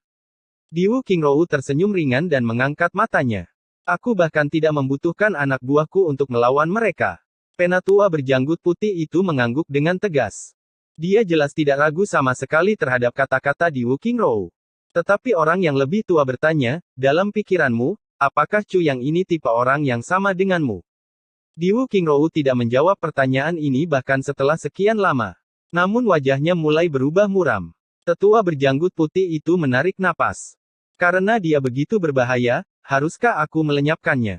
Mata tetua berjanggut putih itu berubah menjadi pembunuh. Jika tidak, dia akan terus menjadi sumber masalah bagi kita. Tetua ketiga, jika kamu pergi, aku yakin kamu memiliki kemungkinan kurang dari 10. Untuk kembali hidup di Wu Qingrou berkata perlahan, jika Chu yang tidak memiliki kepercayaan diri seperti itu, dia tidak akan datang ke sini sejak awal. Melihat tetua berjanggut putih memperlihatkan ekspresi tidak setuju, di Wu Qingrou berkata dengan ringan, tetua ketiga, kamu tidak percaya padaku. Ekspresi membunuh di wajah tetua berjanggut putih itu memudar dan dia setuju dengan sedih. Jangan bertindak membabi buta, di Wu Qingrou mengucapkan kata demi kata. Dia terdengar berat, dan hampir seperti peringatan, klan Diwu kami masih membutuhkanmu untuk saat ini. Dan, ini masih bukan waktu yang tepat untuk menjadi musuh Chu yang jika kamu bertindak gegabah, bahkan jika Chu yang terbunuh, rencana besarku juga akan hancur, harapan klan Diwu akan hancur juga. Penatua berjanggut putih itu memperlihatkan ekspresi ketakutan. Meskipun dia tidak tahu apa yang dimaksud di Wu Qingrou, dia tahu bahwa sejak di Wu Qingrou mengatakannya, ini menunjukkan betapa seriusnya masalah ini. Pada saat ini, keributan terjadi di luar ruangan. Sesosok terbang masuk. Itu adalah seorang maco berjubah putih.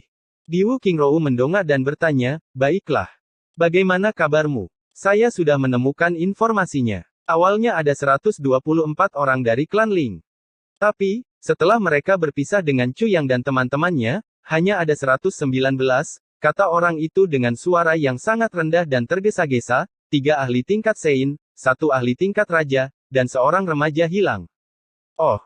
Mata di Wu Qingrou berkedip. Setelah beberapa orang hilang, Chu Yang dan yang lainnya pergi tanpa tergesa-gesa. Apakah saya benar? Ya, orang itu mengangguk. Di Wu Qingrou merenung sejenak, menarik napas dan berkata, lalu bagaimana dengan klan Ye?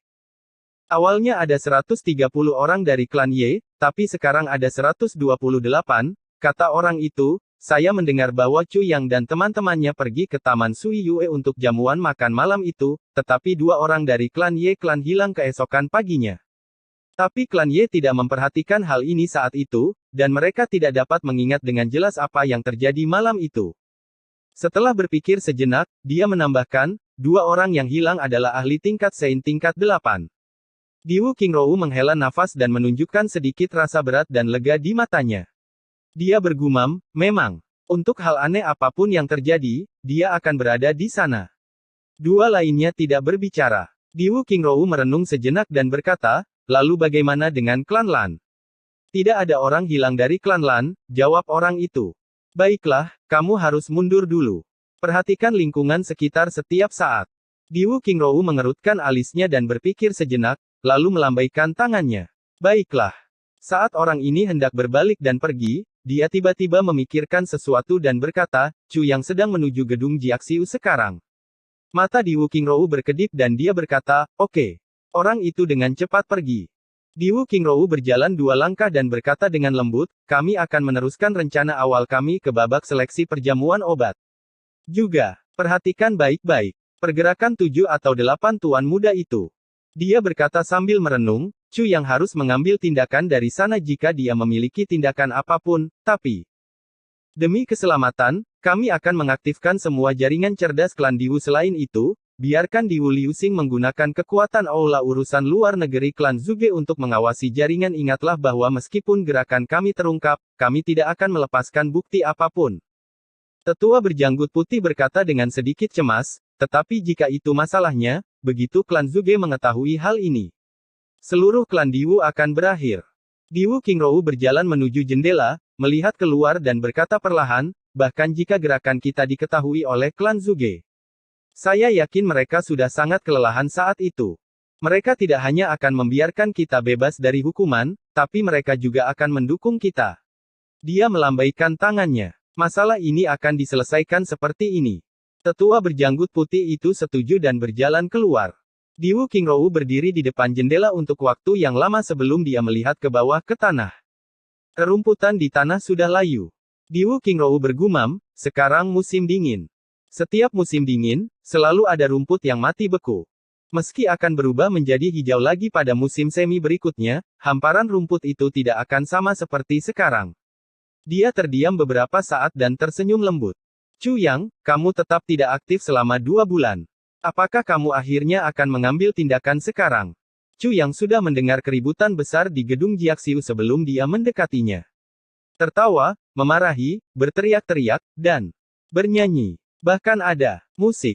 Chu Yang mengeluarkan keringat. Dia benar-benar tidak tahu apa yang telah dilakukan Nona Wu sebesar ini terhadap klan Zuge. Sekarang baru pagi, namun gedung Jiaxiu sudah ramai dengan aktivitas. Chu Yang mempercepat langkahnya ke depan. Dia mendengar suara yang dikenalnya berkata, "Ayo, ayo, cepat bertaruh. Mari kita lihat siapa yang bisa membuat Peri Wu muncul hari ini." Taruhan minimumnya adalah 100 kristal ungu. Setiap orang berasal dari berbagai klan besar, dan kamu tidak boleh kehilangan semangatmu. Ayo, ayo, aku akan menjadi tuan rumahnya. Suara lain berkata dengan tidak puas, "Mengapa Anda harus menjadi tuan rumah?" Suara ini berkata, "Omong kosong, aku tidak punya niat menjadikan Peri Wu istriku, tapi kalian semua punya ambisi besar untuknya. Siapa lagi yang lebih cocok menjadi tuan rumah? Itu kamu, Meng Se." Chu yang diam-diam tertawa di dalam hatinya. Sekelompok orang ini benar-benar tidak ada hubungannya. Mereka sebenarnya mulai bertaruh untuk ini. Sebuah suara berkata, "Saya berani bertaruh 300 kristal ungu pada diri saya sendiri." Chu yang melihat ke arah. Itu orang yang tinggi. Berdiri di tengah-tengah tuan muda lainnya dari klan besar, yang tidak dianggap pendek, dia sebenarnya lebih dari 1,5 kepala lebih tinggi dari yang lain. Ye Mengse berkata dengan tidak puas, "Zuge Changchang, kamu juga dianggap sebagai tuan muda kedua dari klan Zuge. Anda bertaruh 300 kristal ungu setiap kali Anda bertaruh. Sungguh penghinaan bagi yang lain." Wajah Zuge Changchang memerah dan dia berkata dengan marah, "Tapi aku sudah kalah selama 7 hari berturut-turut." Semua orang tertawa bersama. Ye Xifeng berjalan 1 langkah dengan tenang. 500 kristal ungu. Semua orang mengambil taruhan mereka. Wajah Ye Mengse berseri-seri dan dia berkata, "Saya akan mengatakan aturannya lagi. Jika ada di antara kalian yang bertaruh dengan benar, semua kristal ungu akan menjadi miliknya, dan saya akan memberikan kompensasi kepadanya dengan jumlah yang sama. Jika dia tidak bertaruh dengan benar, semua kristal ungu ini akan menjadi milikku." Semua orang mendengus. Orang ini sudah menang selama beberapa hari. Tapi tidak ada yang mau mengaku kalah dan semua percaya diri. Tiba-tiba, sebuah suara berkata, "Bolehkah saya bertaruh juga?" Semua orang melihat ke arah suara itu dan melihat seorang remaja berpakaian hitam tersenyum lembut. Dia tampak malu, dia berdiri agak jauh dari sekelompok tuan muda. Tapi dia melihat dengan sedikit rakus pada tumpukan besar kristal ungu. Transcending the Nine Heavens. Chapter 1027, Taruhan Kecil, Klan Besar yang Kuat. Ketika Ye Mengse dan Ye Xifeng menoleh ke belakang, mereka tercengang. Bagi mereka berdua, itu adalah wajah yang familiar. Chu Yang. Namun, Ye Mengse bertemu Chu Yang di Tiga Langit Tengah, sementara Ye Xifeng baru saja bertemu dengannya beberapa waktu lalu. Chu Yang memandang kerumunan. Ada cukup banyak orang yang dia kenal, Ye Xifeng, Ye Xiyu, Ye Mengse, Zhuge Wen. Ada juga beberapa pemuda tampan dan berpakaian bagus. Jelas sekali, mereka adalah tokoh berbakat di klan lain dalam 9 klan super. Namun, pada saat itu, mereka melihat Chu Yang dengan mata seorang pemula. Bahkan bukan pemula, tapi bodoh. Mencoba mendapatkan kristal ungu, tanpa memahami situasinya. Apakah kristal ungu kita diperoleh dengan mudah? Bahkan tidak bisa mengatakan bahwa itu hanya pertengkaran antara beberapa tuan muda dan menyembunyikan pikiran serakah. "Saudara Chu, mengapa kamu di sini?" Ye Mengse bertanya, penuh keterkejutan. "Saya menghadiri perjamuan obat sebagai perwakilan dari petugas penegak hukum Tenggara," jawab Chu yang singkat. "Saudaraku, taruhan ini." Hehe. Ye Mengse tertawa dan bertanya, "Saudara Chu, apakah kamu mencoba memenangkan keindahan atau kristal ungu?" Chu yang menggosok kedua tangannya dan berkata dengan malu-malu, "Saya agak kesulitan akhir-akhir ini." Dia memang miskin setelah dia menyerap puluhan ribu kristal ungu dari waktu ke waktu, meninggalkannya dengan tidak lebih dari 2.000 kristal ungu. Melihat tumpukan itu, dia sangat senang. Kerumunan itu mendengus mendengarnya. Namun, mata Ye Xifeng dan Ye Xiyu serius, seolah-olah mereka sedikit takut pada Chu Yang. Ye Kong dan Ye Yun meninggal saat mencoba membunuh Chu Yang, tapi dia berdiri di sana dengan baik. Ye Kong dan Ye Yun, sebaliknya, meninggal dengan kematian yang mengerikan. Kematian mereka pasti berhubungan dengan Chu Yang, tapi mereka belum bisa menanyakan Chu Yang. Mereka hanya bisa menanggung kehilangan dalam diam. Sekarang, melihat bagaimana Chu yang melangkah maju, hati mereka berdua melonjak. Ye Xiu tertawa centil dan bertanya sambil menggoyangkan pantatnya, "Kakak Chu, kamu miskin." Sungguh menakjubkan. Chu yang menatap Ye Xiu dengan bejat, tatapannya menyapu ke atas dan ke bawah sebelum berhenti di pantatnya untuk jangka waktu yang lama. Dengan mata seperti serigala yang mengeluarkan air liur, dia berkata, "Jika Yu kecil tidak ada di sini, aku tidak akan mau datang." Sikap itu, dipadukan dengan suara itu, membuat semua tuan muda terdiam. Mereka menatap Chu Yang dan Ye Xiu dengan luar biasa dengan mata lebar sehingga seolah-olah bola mata mereka akan keluar dari rongganya. Meskipun dia tahu bahwa Chu Yang hanya bermain-main dengannya, Ye Xiu tidak bisa menahan perasaan merinding. Dia menggoyangkan pantatnya dan membalas dengan nada genit, "Kamu jahat sekali." Ketika Chu Yang mendengar itu, wajahnya memancarkan ekspresi cinta dan seluruh tubuhnya mengendur saat dia berseru dengan hangat, "Yu kecil." Urk, urk. Seorang tuan muda berpakaian biru menoleh dan hampir muntah. Tuan muda lainnya, termasuk Zhuge Changchang memiliki wajah yang panjang. Wajah Lan Changge menjadi pucat pasi dan dia terus bergumam pada dirinya sendiri, "Aneh-aneh sekali. Ini sangat urk." Ye Mengse sudah menjadi orang yang suka kebersihan dan situasi saat ini menyebabkan bulu kuduknya merinding. Dia melesat seperti anak panah ke sisi jauh dan kembali menatap keduanya dengan ketakutan, mempertahankan postur di mana dia bisa kabur kapan saja. Ye Xiu tidak bisa menahannya lebih lama lagi. Wajahnya memucat dan dia tidak bisa menahan diri untuk mundur. Kamu, jangan mendekat," katanya gugup. Chu Yang tertawa keras. Ye Xifeng mengerutkan kening. "Tabib ilahi Chu, jika Anda ingin bertaruh, Anda harus mengeluarkan beberapa kristal ungu." Dia segera mengubah topik untuk membantu saudaranya keluar dari situasi tersebut. Chu Yang terkekeh. "Kristal ungu. Aku tidak punya banyak, tapi aku masih punya beberapa." Di tengah kerumunan, Zhuge Wen tertawa terbahak-bahak. Di sampingnya, Zhuge Changchang mengerutkan kening dan bertanya, "Kamu kenal dia?" "Tidak, aku tidak." Zhuge Wen menggelengkan kepalanya dan melanjutkan, "Namun, orang ini menakutkan. Metode yang dia gunakan sekarang adalah cara terbaik untuk menghadapi Ye Xiu." Zhuge Changchang mengangkat alisnya dan menunjukkan sikap acuh tak acuh. "Menakutkan. Adik ketiga, aku takut. Banyak sekali orang yang kamu takuti," ucapnya enteng. Zhuge Wen tersenyum hangat dan menjawab, "Kakak kedua, kamu benar. Saya tidak pernah berani meremehkan pahlawan di dunia ini." Zhuge Changchang mendengus dan bertanya dengan keras, "Saudara Chu, berapa banyak yang akan kamu pertaruhkan?" "Aku." Chu yang terdiam, sebelum berbalik bertanya pada Ye Xiu, "Yu kecil, apakah kamu bertaruh?" Wajah Ye Xiu pucat. Dia ingin menggoyang pantatnya, tapi seluruh tubuhnya terasa kaku. "Apa yang sedang Anda coba lakukan?" Dia bertanya balik. Chu yang menggoyangkan matanya dan tersenyum penuh kasih. "Bagaimana kalau kita bertaruh kecil?" Dia bertanya. Sebelum Ye Xiu dapat mengatakan apapun, kerumunan sudah mulai meneriakkan, "Taruhan bertaruhlah." Ye Xiu menggertakkan giginya. "Bagus. Saudara Chu, pilih jumlah taruhannya dan saya akan mencocokkannya." Meskipun Chu yang menanyakannya dengan penuh kasih, dia tetap menantang Ye Xiu di depan orang banyak. Entah itu untuk dirinya sendiri atau klan Ye Xiu tidak punya pilihan selain menerimanya. "Jika itu masalahnya, aku berani bertaruh." Sebelum Chu yang selesai, sebuah teriakan terdengar dari Ye Mengse, yang menggelengkan kepalanya. "Tunggu, saya tidak akan menjadi bangkir untuk putaran ini." "Mengapa?" Lan Changge bertanya, heran dengan pernyataannya. "Apakah kamu mendapat terlalu banyak uang, brengsek?" Ye Mengse terus menggelengkan kepalanya. "Tidak, aku tidak akan melakukannya meskipun kamu membunuhku. Hidup atau mati, saya tidak akan menjadi bangkir untuk taruhan antara dua waria." Dia berhenti sejenak sebelum melanjutkan, "Siapapun yang ingin menjadi bangkir boleh, saya akan ikut bertaruh. Saya berani bertaruh 500. Tidak, saya berani bertaruh 1000 kristal ungu. Apa kamu senang?" Semua orang mulai tertawa setelah dia mengatakan itu. Namun, setelah mereka melihat ekspresi wajah Ye Mengse, mereka merasa ada sesuatu yang tidak pada tempatnya. Itu bukanlah alasan di balik keengganannya. Jika demikian, mungkinkah alasan sebenarnya adalah pendatang baru ini?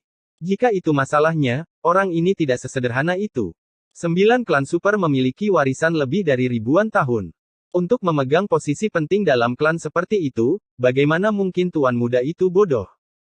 Meskipun saat ini semua orang tampak bejat dan penuh nafsu, mereka menyimpan motif dan pikiran mereka yang sebenarnya untuk diri mereka sendiri. Zhuge Changchang terdiam beberapa saat sebelum dia bertanya, "Saudara Chu, berapa banyak yang ingin kamu pertaruhkan?" Chu yang tersenyum dengan rendah hati dan berkata, "Tidak banyak, hanya 2.000. Zhuge Changchang tersenyum muram sebelum bertanya, "Saudara Chu, siapa yang ingin kamu pertaruhkan?" Chu yang terkekeh dan berkata, "Saya belum menemukan istri. Karena saya masih lajang, tentu saja saya akan bertaruh pada diri saya sendiri." Setelah dia mengatakan itu, semua orang menghela nafas lega, bertaruh pada dirinya sendiri. Mereka telah tinggal di sana selama 2 bulan dan tidak ada satupun yang berhasil. Dia bahkan tidak menunjukkan wajahnya di sana selama 2 bulan terakhir dan dia ingin memenangkan si cantik pada percobaan pertamanya. Bagaimana mungkin? Dia pasti sedang bermimpi. Saya akan menjadi bangkir. Saya akan menjadi bangkir. Dua orang berdiri dengan marah pada saat bersamaan. Zhuge Changchang dan Lan Changge. Keduanya mengalami kerugian paling besar dalam beberapa hari terakhir. Sekarang, karena ada taruhan yang pasti menang bagi mereka, tentu saja mereka harus mencoba dan menutup kerugian mereka. Setelah perdebatan di mana Zhuge Changchang keluar sebagai pemenang, dia berhasil menjadi bangkir. Mata Zhuge Wen berkilat, dan sepertinya dia hendak mengatakan sesuatu, namun pada akhirnya dia terdiam. Karena Chu yang menawarkan 2.000 kristal ungu, Ye Xiu mengertakkan gigi dan melakukan hal yang sama, menempatkan kristalnya di atas tumpukan Chu Yang. Ye Mengse segera menarik 1.000 kristal ungu dan bertaruh pada dirinya sendiri. Banyak tuan muda lainnya, untuk menunjukkan bahwa mereka tidak takut, dengan sigap memberikan 1.000 untuk bertaruh juga. Itu menyebabkan jumlah kristal ungu di tumpukan itu bertambah hingga 12.000. Melihat tumpukan itu membuat jantung Chu yang berdebar. Dia memikirkan kembali sebelum dia kembali ke klannya, ketika seluruh klan Chu hanya memperoleh 200 kristal ungu aneh setahun. Sebaliknya, tuan muda dari 9 klan super ini dapat melemparkan beberapa ratus kristal ungu per orang, hanya dengan bertaruh. Berasal dari klan yang kuat berarti menjadi berbeda dari yang lain. Zhuge Changchang mengulurkan tangannya, seikat batang bambu dipegang di dalamnya. Agar adil, setiap orang akan mengambil tongkat yang akan menentukan urutannya.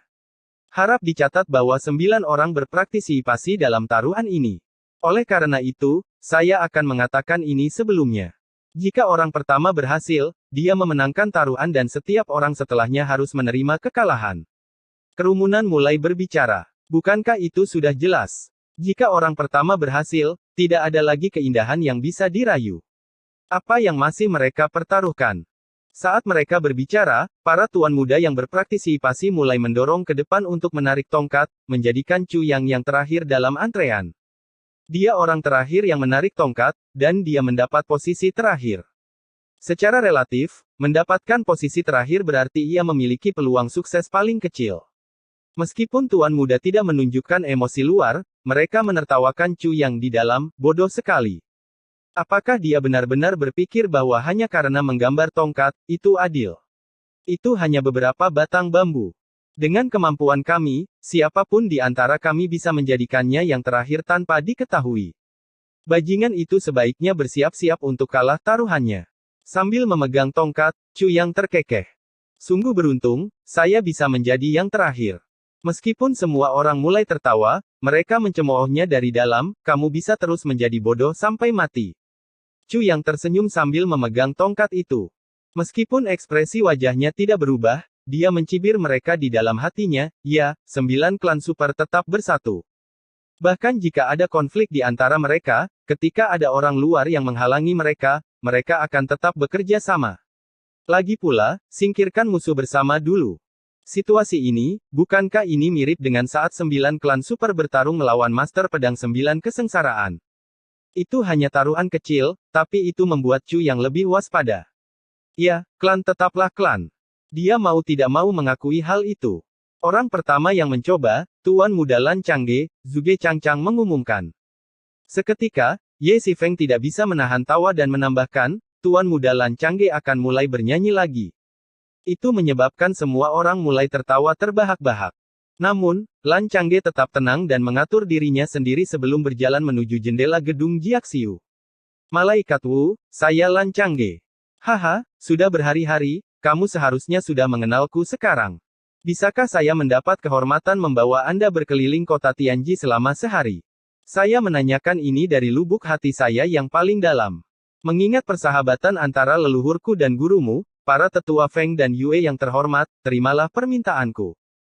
Tanpa diduga, Lan Changge tidak mulai bernyanyi, melainkan mengajaknya berkencan secara langsung dan bahkan menyebut leluhurnya. Semua tuan muda menyesal. Saya seharusnya menggunakan metode ini. Wu Qianqian terdiam beberapa saat sebelum bertanya dengan suaranya yang halus, Tuan Muda Lan, bolehkah saya bertanya leluhur Anda yang mana yang mengenal guru saya? Lan Changge sangat senang mendengar suaranya dan menjawab, itu suara kakek buyutku. Lidahnya terasa keluh di tengah jalan. Penonton merasa diri mereka berkeringat dingin, untungnya, saya tidak memikirkan ide seperti itu. Wow, kita sebenarnya punya sejarah yang dalam. Kalau begitu, kita bukan orang asing, tapi katakan padaku. Jika kamu menggunakan ini sebagai alasan, kamu harus memanggilku apa berdasarkan senioritas di antara kita. Wajah Lan Changge berubah semerah tomat matang. Wu Qianqian, sebagai murid Yue dan Feng, sangat senior di dunia petinju. Dia bisa dibilang nenek moyang yang sangat tua. Niat di balik pernyataan itu tidak diragukan lagi adalah, Lan Changge, apakah kamu mencoba menggoda leluhurmu? Sungguh orang yang memberontak dan tidak sopan. Transcending the Nine Heavens. Chapter 1028, saya datang untuk memeriksa luka malaikat itu. Lan Changge kembali dengan kecewa, benar-benar kalah. Menghadapi tatapan penuh pengertian dari kerumunan, wajahnya menjadi lebih merah, sangat malu. Zhuge Changchang menertawakan penderitaannya. Anda pantas mendapatkannya. Siapa yang menyuruhmu menggunakan cara seperti itu? Itu hanya memaksanya. Dia sudah bersikap baik dengan tidak mencacimu. Yah, apa yang kamu ingin aku lakukan? Bernyanyi lagi. Lan Changge menjawab dengan marah. Setelah dia mengatakan itu, penonton teringat bagaimana malaikat Wu menggambarkan nyanyiannya sebagai ratapan dan mereka pun tertawa terbahak-bahak. Meskipun Chu yang tersenyum di sudut, rasa dingin melintas di matanya. Jelas ada perselisihan di antara para tuan muda. Namun, saat berhadapan dengan orang luar, mereka mengecualikannya tanpa alasan. Bahkan ketika mereka baru saja tertawa, tidak ada yang meliriknya. Mereka hanya memperlakukannya sebagai tidak terlihat. Mereka bisa berdebat, berkelahi, bahkan membunuh. Namun, itu hanya dalam lingkaran mereka. Itu adalah kesombongan dan kebanggaan mereka, orang-orang di luar 9 klan super bahkan tidak layak untuk menentang mereka. Chu yang memperhatikan mereka dengan senyum tipis. Yang lain berkerumun dalam lingkaran, tertawa dan berdebat satu sama lain sambil mengabaikannya. Tapi dia hanya berdiri di luar lingkaran dengan tenang, ekspresinya tidak berubah. Dia tidak terlihat canggung sama sekali. Dia ada di sana untuk mendapatkan kristal ungu, bukan untuk berteman dengannya. Zhuge Changchang tersenyum sejenak sebelum berseru, selanjutnya, Ye Shifeng. Ye Shifeng berjalan maju dengan percaya diri. Setelah terbatuk ringan, dia berkata dengan tenang, Malaikat Wu, saya Ye Shifeng dari klan Ye. Sejak aku melihat sosok halusmu hari itu, aku terus memikirkanmu, tidak bisa tidur di malam hari. Ketulusan saya dapat dilihat oleh langit. Jika kamu juga menyukaiku, aku berjanji hanya akan mencintaimu mulai sekarang. Dia berhenti sejenak. Melihat tidak ada jawaban dari atas, dia melanjutkan, saya hanya ingin ngobrol dengan Anda. Apakah itu berhasil atau tidak? Apakah Anda puas dengan saya atau tidak? Saya akan puas.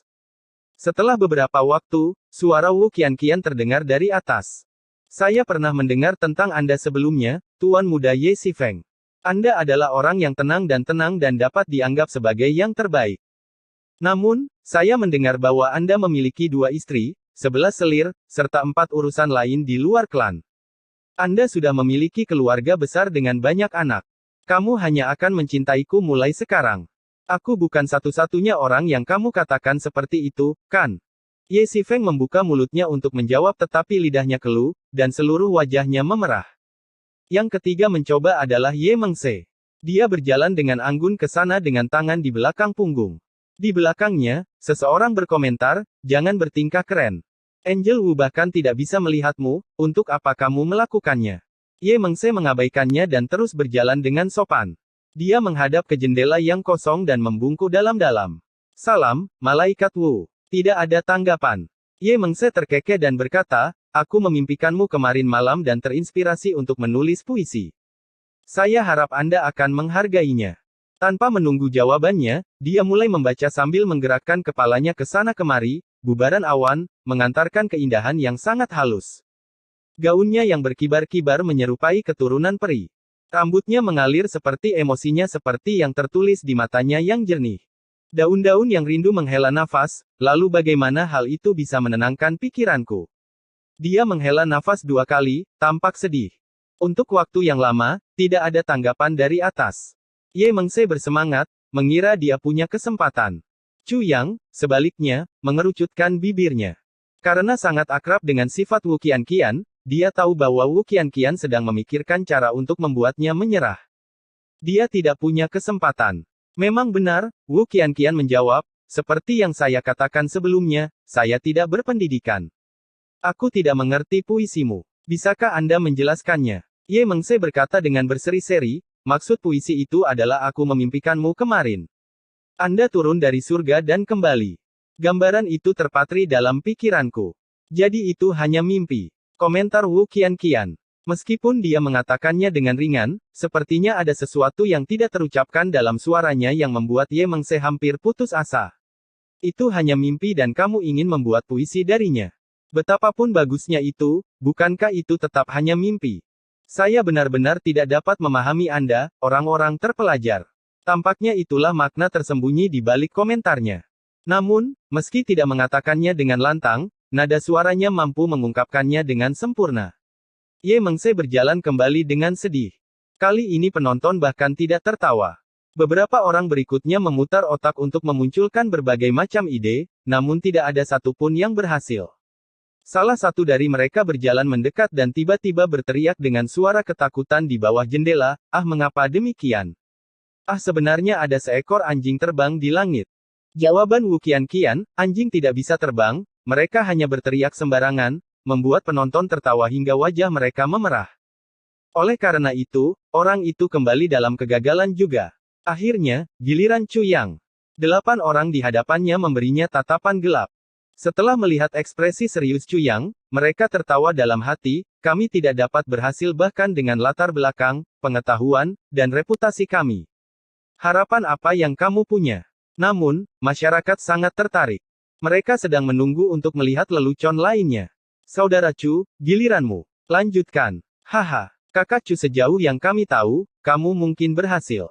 Haha, ayolah, jangan bilang kamu belum siap. Menurutku kamu tidak perlu repot-repot mencoba. Akui saja kekalahannya. Jangan katakan bahwa mungkin saudara Chu memiliki ide luar biasa yang tidak hanya memungkinkan dia untuk melihatnya tetapi juga mengizinkan dia memasuki kamarnya.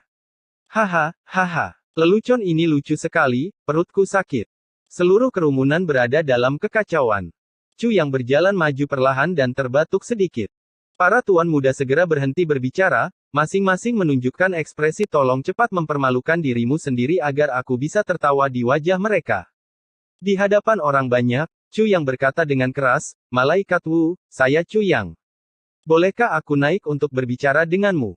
Wu Qianqian belum menjawab, tapi tuan muda sudah mengamuk di bawah. Sial, dia pikir dia siapa? Dia tidak hanya ingin bertemu dengannya, tetapi dia juga ingin pergi ke kamarnya untuk berbicara dengannya. Melebih-lebihkan kemampuannya. Si bejat ini membuatku jijik, dasar orang mesum yang jahat. Sebenarnya ingin memasuki kamar dewiku. Ini tidak bisa dimaafkan. Saat malaikat Wu menolaknya, aku akan menghajarnya. Seluruh kerumunan heboh. Namun apa yang terjadi selanjutnya mengejutkan mereka. Satu-satunya hal yang mereka dengar dari dewi mereka adalah, kamu ingin datang untuk berbicara. Kerumunan orang terkejut. Apa maksud malaikat Wu dengan itu? Mengapa dia sepertinya setuju? Ya, saya mendengar Anda menderita penyakit ringan dan panik. Saya datang ke sini khusus untuk melihat cedera Anda. Kerumunan meledak marah, sejak kapan malaikat Wu terluka? Kami sudah berada di sini selama 2 bulan, mengapa kami belum mendengarnya? Anda jelas-jelas berbicara omong kosong. Sebelum mereka dapat membuka mulut untuk memarahinya, Wu Qianqian menghela nafas dan berkata, Anda baik sekali. Sudah 2 bulan sejak saya terluka. Anda benar-benar mengetahuinya. Penonton terkejut, Angel Wu benar-benar terluka. Kamu memiliki kultivasi yang kuat, jadi itu tidak menjadi masalah. Saya mendengar Anda benar-benar menunjukkan tangan Anda malam itu. Namun, itu masih tidak mudah, mengalahkan dua orang suci bela diri tingkat 9, jawab Chu Yang. Ye Xifeng dan Ye Xiu berkeringat dingin setelah mendengar itu. 2 bulan yang lalu, mengalahkan dua orang suci bela diri tingkat 9 di malam hari. Sial, ini tidak mungkin terjadi secara kebetulan, bukan? Keduanya pun gelisah, sambil berterima kasih kepada bintang keberuntungannya. Baiklah, pertempuran malam itu di Danau Suiyue memang merupakan pertarungan paling berbahaya yang pernah saya alami dalam hidup saya. Kalau bukan karena, haha, tabib ilahi Chu, silakan datang untuk ngobrol, jawabnya. Terima kasih, Malaikat Wu. Saya akan segera datang setelah saya selesai mengumpulkan kristal ungu, Chu yang mengucapkan terima kasih sambil tertawa.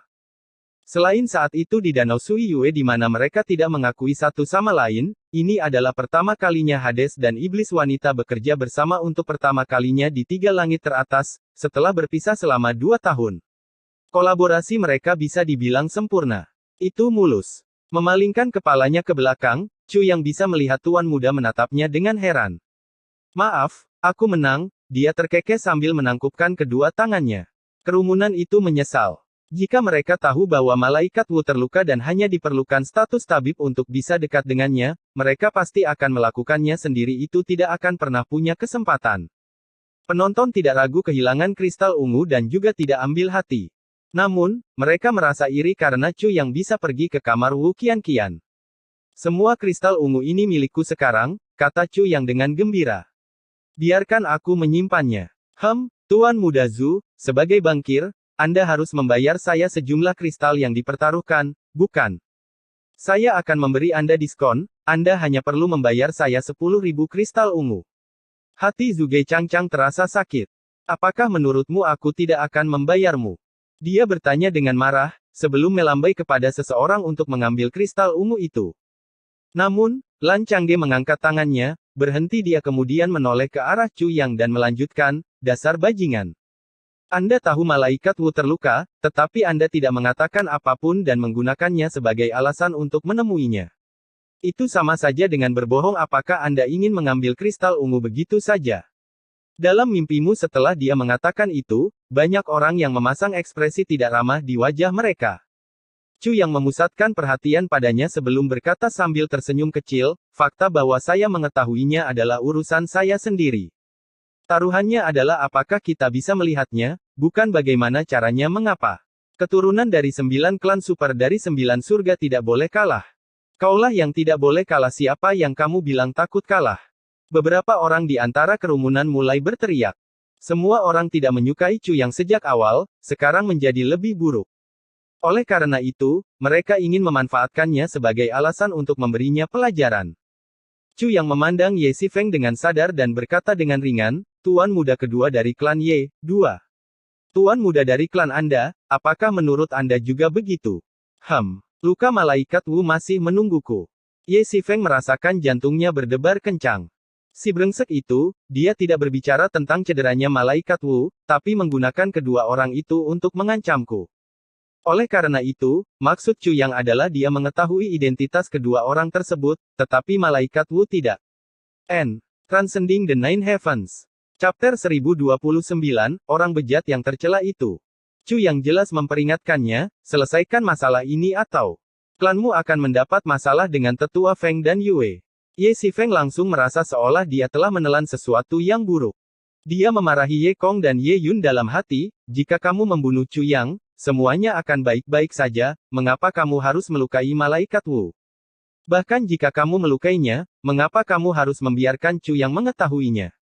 Sekarang bajingan itu menguasaiku. Dan, jika seniman bela diri terhebat Feng dan Yue mengetahuinya, kita akan mendapat banyak masalah. Keduanya memang pantas mati. Dengan itu, Ye Xifeng mengambil keputusan. Penuh dengan kebenaran, dia berkata dengan tergesa-gesa, jika kamu mau bertaruh, kamu rela kalah. Kami menyetujui hal ini sebelumnya. Jika ada yang ingin menimbulkan masalah, mereka menyinggung perasaan saya. Jika mereka menyinggung perasaanku, mereka menyinggung klan Ye. Perubahan sikap Ye Xifeng membuat semua orang bingung. Saudara Ye, apa yang kamu kata? Lan Changge. Dia benar-benar bingung. Persetan, bukankah kamu yang menyuruhku menentangnya? Kaulah yang ingin memberinya pelajaran, aku hanya membantumu. Mengapa Anda tiba-tiba berubah pikiran? Dan menjadi terlalu merasa benar sendiri?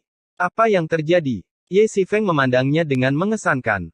Saudara Lan, maukah kamu membantuku? Dia bertanya dengan ringan. Lan Changge berteriak dengan marah, apa kamulah yang?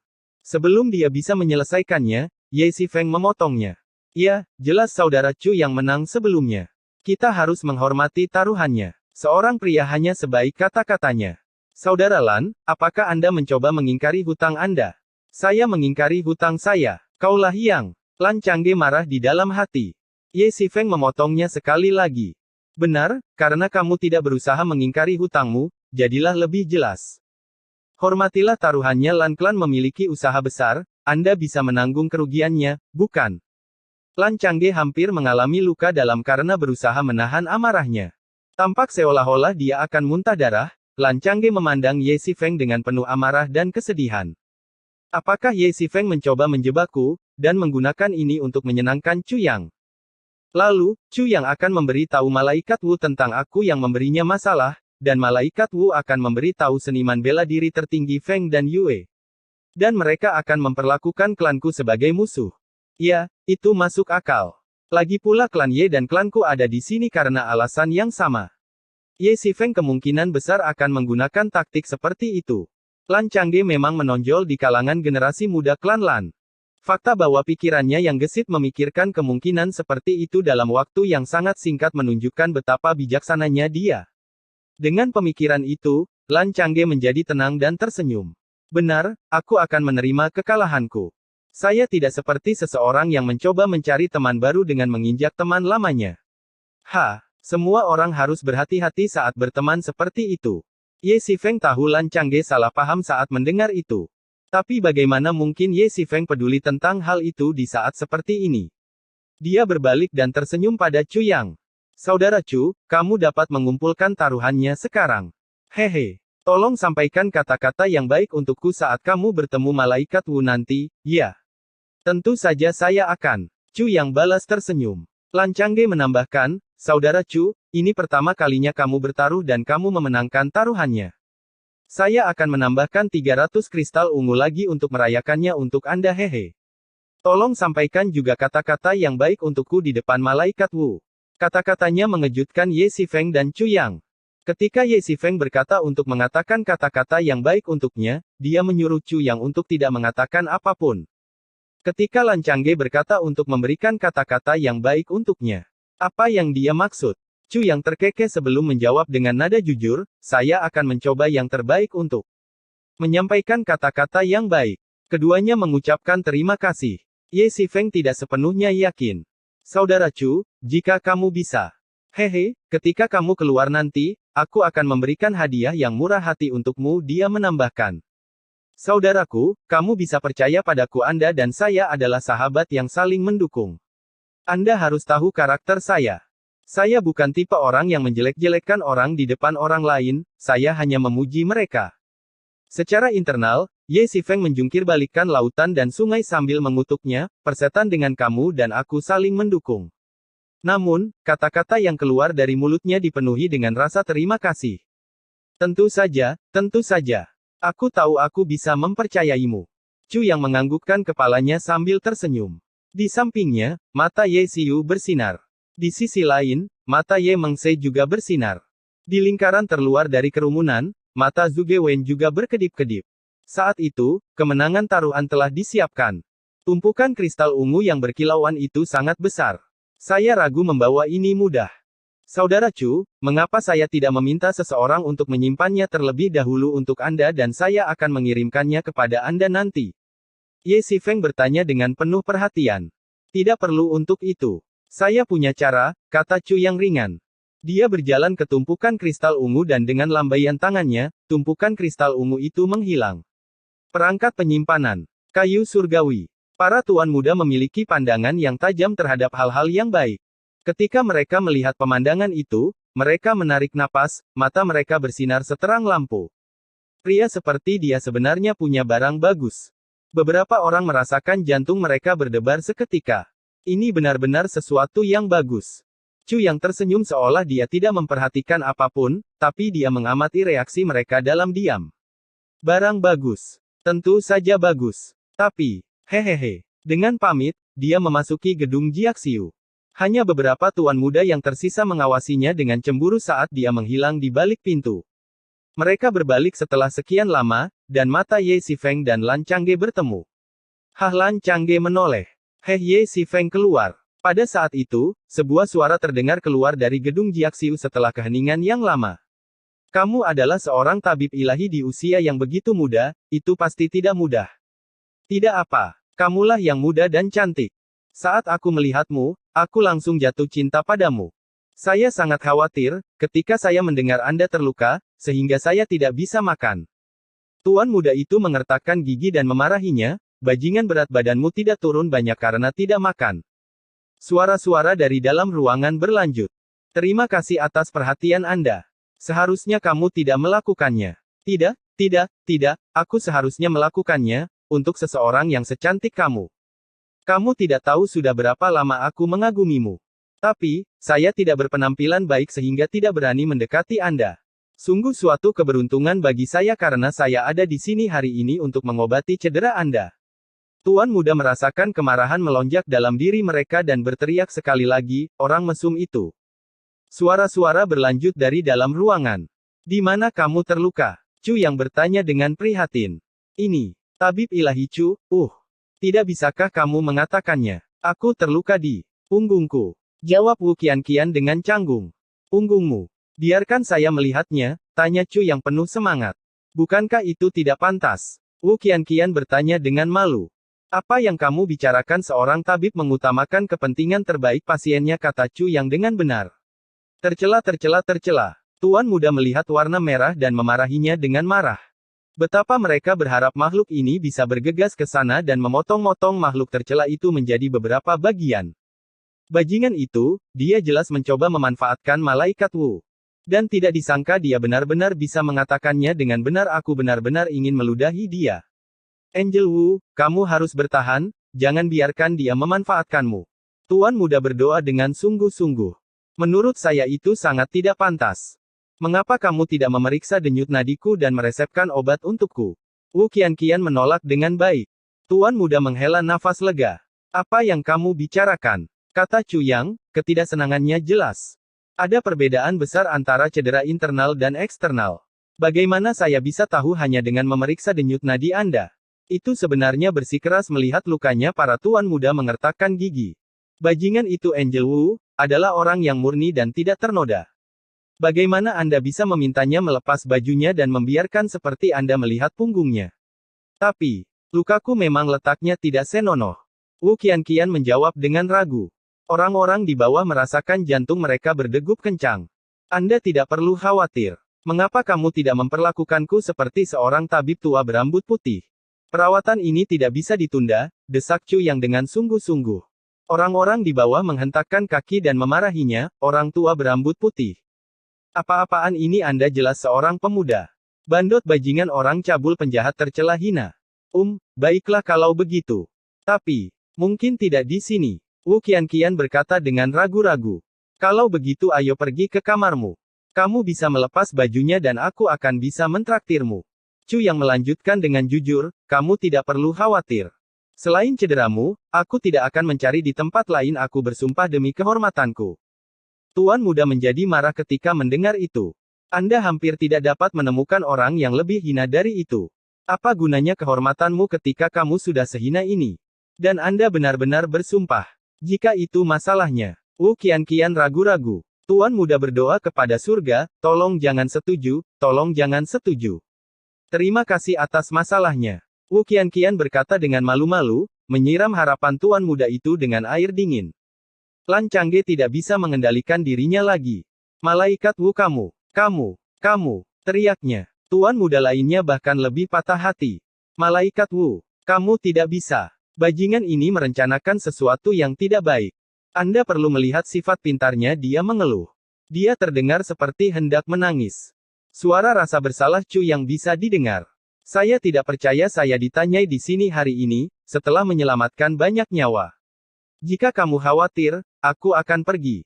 Itu hanya pengobatan. Anda tidak perlu memasukkannya ke dalam hati. Silakan ikuti saya. Apakah ini ide yang bagus? Chu yang bertanya dengan tidak yakin. Suara Chu yang dipenuhi dengan kemunafikan.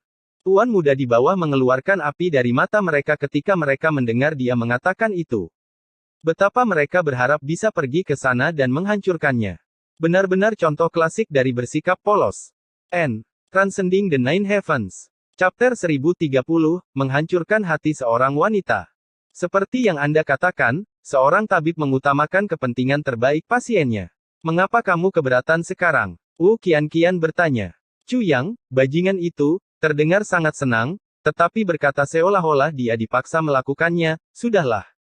Karena Anda sudah mengatakannya seperti itu, tidak sopan jika saya terus menolaknya. Angel Wu, tolong buka bajumu. Maksudku, mari kita lihat lukamu. Setelah itu, suara kursi yang dipindahkan melintasi lantai terdengar, keduanya mungkin sedang berdiri. Tuan, lewat sini, kata Wu Qianqian. Hehe, Nona, tolong. Suara Chu yang dipenuhi dengan niat bejat. Setelah itu, tidak ada lagi suara yang terdengar. Jelas, keduanya pergi untuk melihat cederanya. Ada keheningan total di bawah. Kerumunan itu seolah-olah mereka disambar petir. Mereka bahkan tidak pernah berpikir bahwa malaikat Wu pada akhirnya akan mengundang Chu Yang ke kamarnya. Binatang buas setelah beberapa saat, teriakan marah, berduka, dan patah hati terdengar dari bawah. Chu Yang dasar binatang. Tak satu pun dari mereka yang idiot. Mereka tidak bingung dengan apa yang terjadi. Mengapa malaikat Wu melakukan itu di depan banyak orang? Apakah dia tidak peduli dengan reputasinya? Tentu saja tidak. Mungkin dia tidak terlalu mempedulikannya, tapi dia tidak akan menginjak-injak reputasinya. Dengan melakukan itu hanya menunjukkan bahwa, dia bosan dengan pelecehan mereka penampilan Chu yang memberinya perisai sempurna. Akankah malaikat Wu benar-benar melepas pakaiannya untuk perawatan setelah mereka memasuki kamarnya? Semua orang tahu itu tidak mungkin.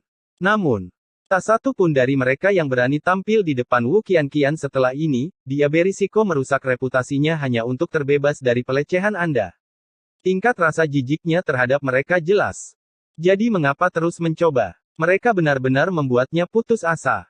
Karena mereka adalah orang-orang pintar, mereka memikirkannya dengan matang.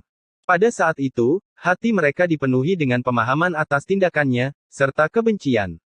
Dan rasa kasihan pada Chu Yang. Bagaimana perasaannya saat mengetahui dirinya hanya dijadikan tameng? Binatang buas dia pantas mendapatkannya. Ketika mereka berpikir jahat tentang bagaimana Chu Yang akan menerima perlakuan tak terduga dari malaikat Wu, depresi mereka terangkat. Di atas. Setelah Chu Yang dan Wu Qianqian masuk ke ruang dalam, Wu Qianqian mulai tertawa. Chu Yang menghela nafas pasrah. Kakak senior Wu, kamu benar-benar telah mengalahkanku kali ini. Saat aku keluar nanti, mereka semua akan memperlakukanku sebagai saingan cinta mereka. Tapi aku tidak bersalah. Wu Qianqian mendengus dan bertanya, apakah kamu? Chu Yang mengusap hidungnya, tidak tahu harus berkata apa. Aku tidak akan memaksamu. Wu Qianqian duduk dan melepaskan cadarnya. Dia menatap wajahnya, mengamati beberapa kali dan tersipu. Apakah kamu sudah mengenaliku malam itu? Dia bertanya. Hehe, selain kamu, aku belum pernah melihat wanita seusiamu yang begitu mudah mempercayaiku, kata Chu Yang. Wu Qianqian sadar. Oh benar, pil itu. Dia tertawa mengejek dirinya sendiri. Saya seharusnya tidak meminum pil itu begitu saja.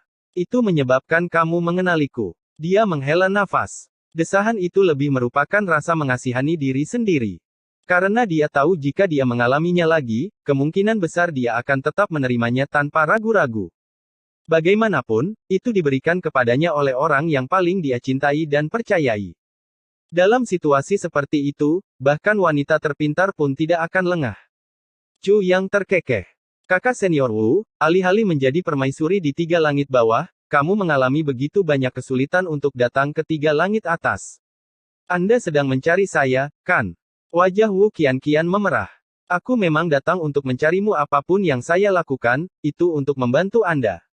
Tapi, kamu selalu menghindari pertanyaan ini, jadi kenapa kamu menanyakannya dengan begitu tenang sekarang? Jantung Wu Qianqian berdetak sangat kencang hingga jantungnya hampir melompat keluar dari mulutnya. Dia ingin mengatakan sesuatu, tetapi kata-katanya tersangkut di tenggorokannya. Kepalanya menjadi pusing dan dia hampir pingsan. Hanya ada satu kemungkinan yang terpikir olehnya, apakah Chu Yang akhirnya menerimaku?